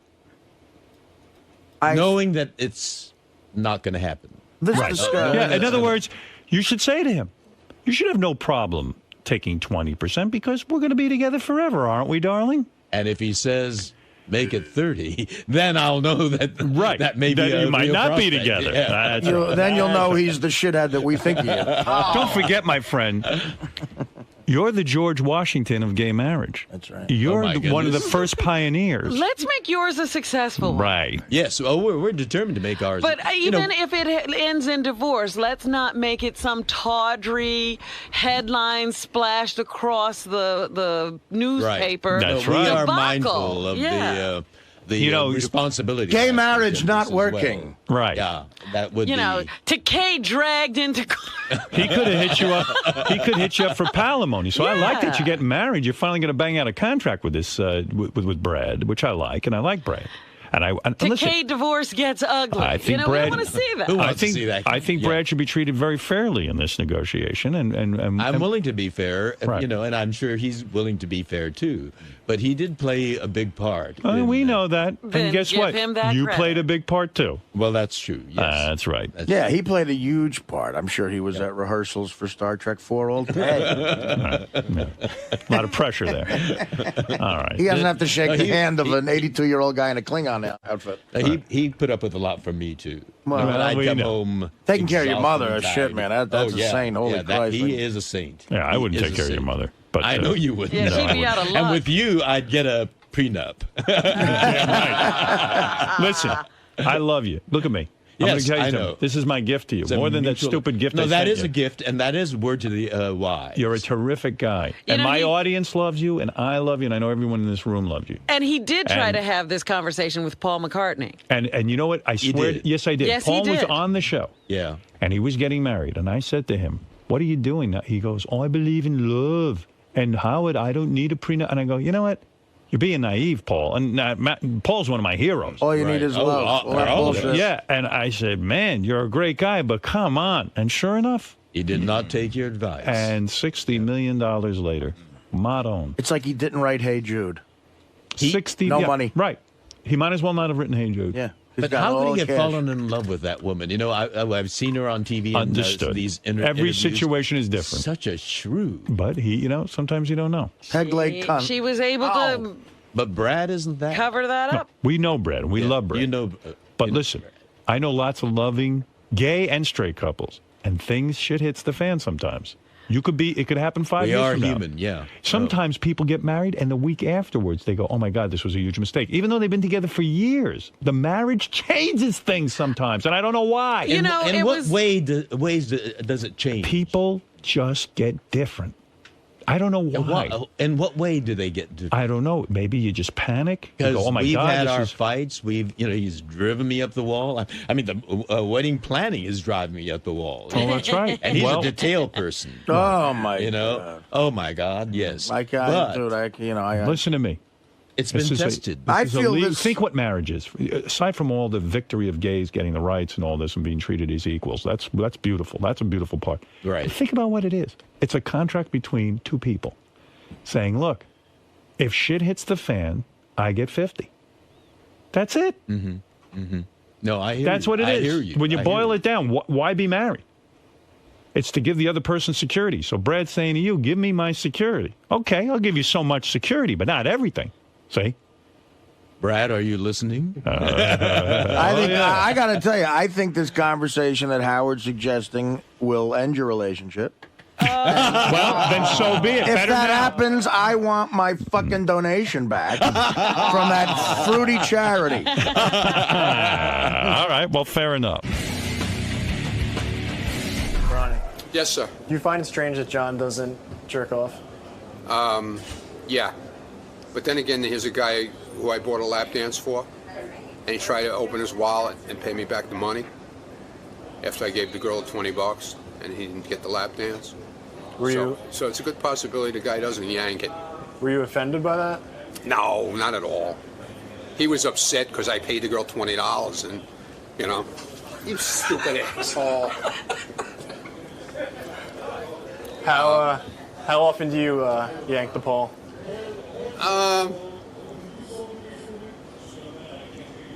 Not that often anymore. I don't have to. Oh, look at you, fucking ladies man. No, it's been a while. Actually, it's been a while. Over a month? No. Couple of weeks? Couple of weeks. Sal, do you find it strange that John Hine would turn down a lap dance? Yes, I do. I mean, I don't get it. I mean, the guy's a multimillionaire. He's on the Howard Stern show. He's one of those guys that tries so hard to be out of that. He tries so hard to have a reputation of not masturbating and not messing around with girls. He's the guy you're going to find in a brothel in the South Bronx with 4 girls, the jacuzzi running, probably some duct tape and chloroform, sitting on the pillowcases. John Hine's a creep. There's no doubt. It's just like Spitzer. The harder you fight against it, the more of a fucking degenerate you are in the closet. And that's what you are, John. You're a degenerate creep.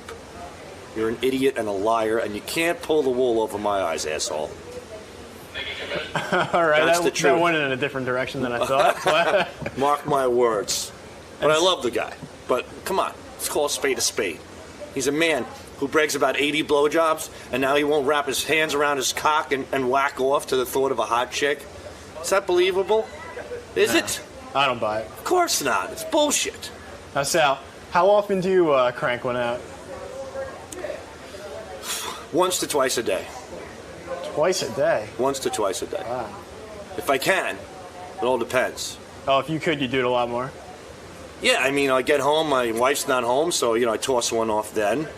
I have a 15-minute gap to toss one off. I'll do it there, and then usually in the shower, where nobody can hear me. Because I'm a man. That's what men do. Men we jerk off. We jerk off.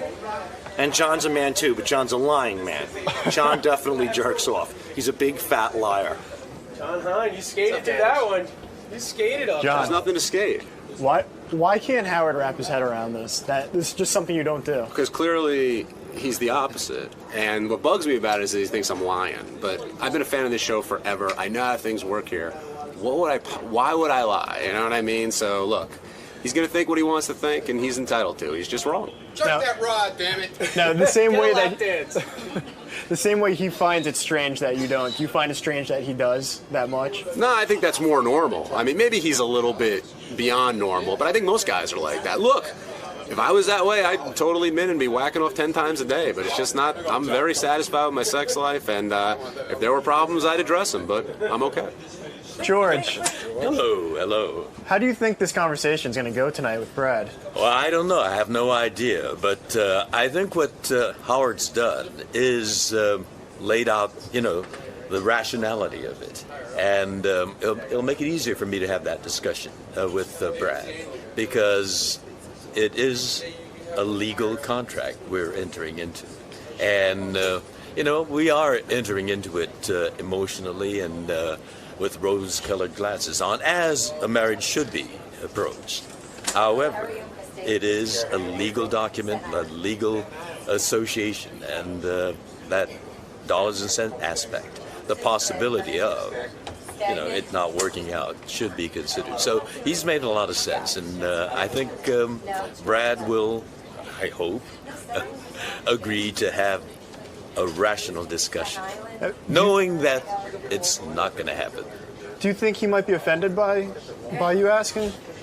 Well, if he's been listening, he's heard all the logical, thoughtful, clinical, legalized approach to it, and that's what a marriage document is. So I know that Brad to be a thoughtful, rational, detail-oriented guy, and I think I could approach the subject without too much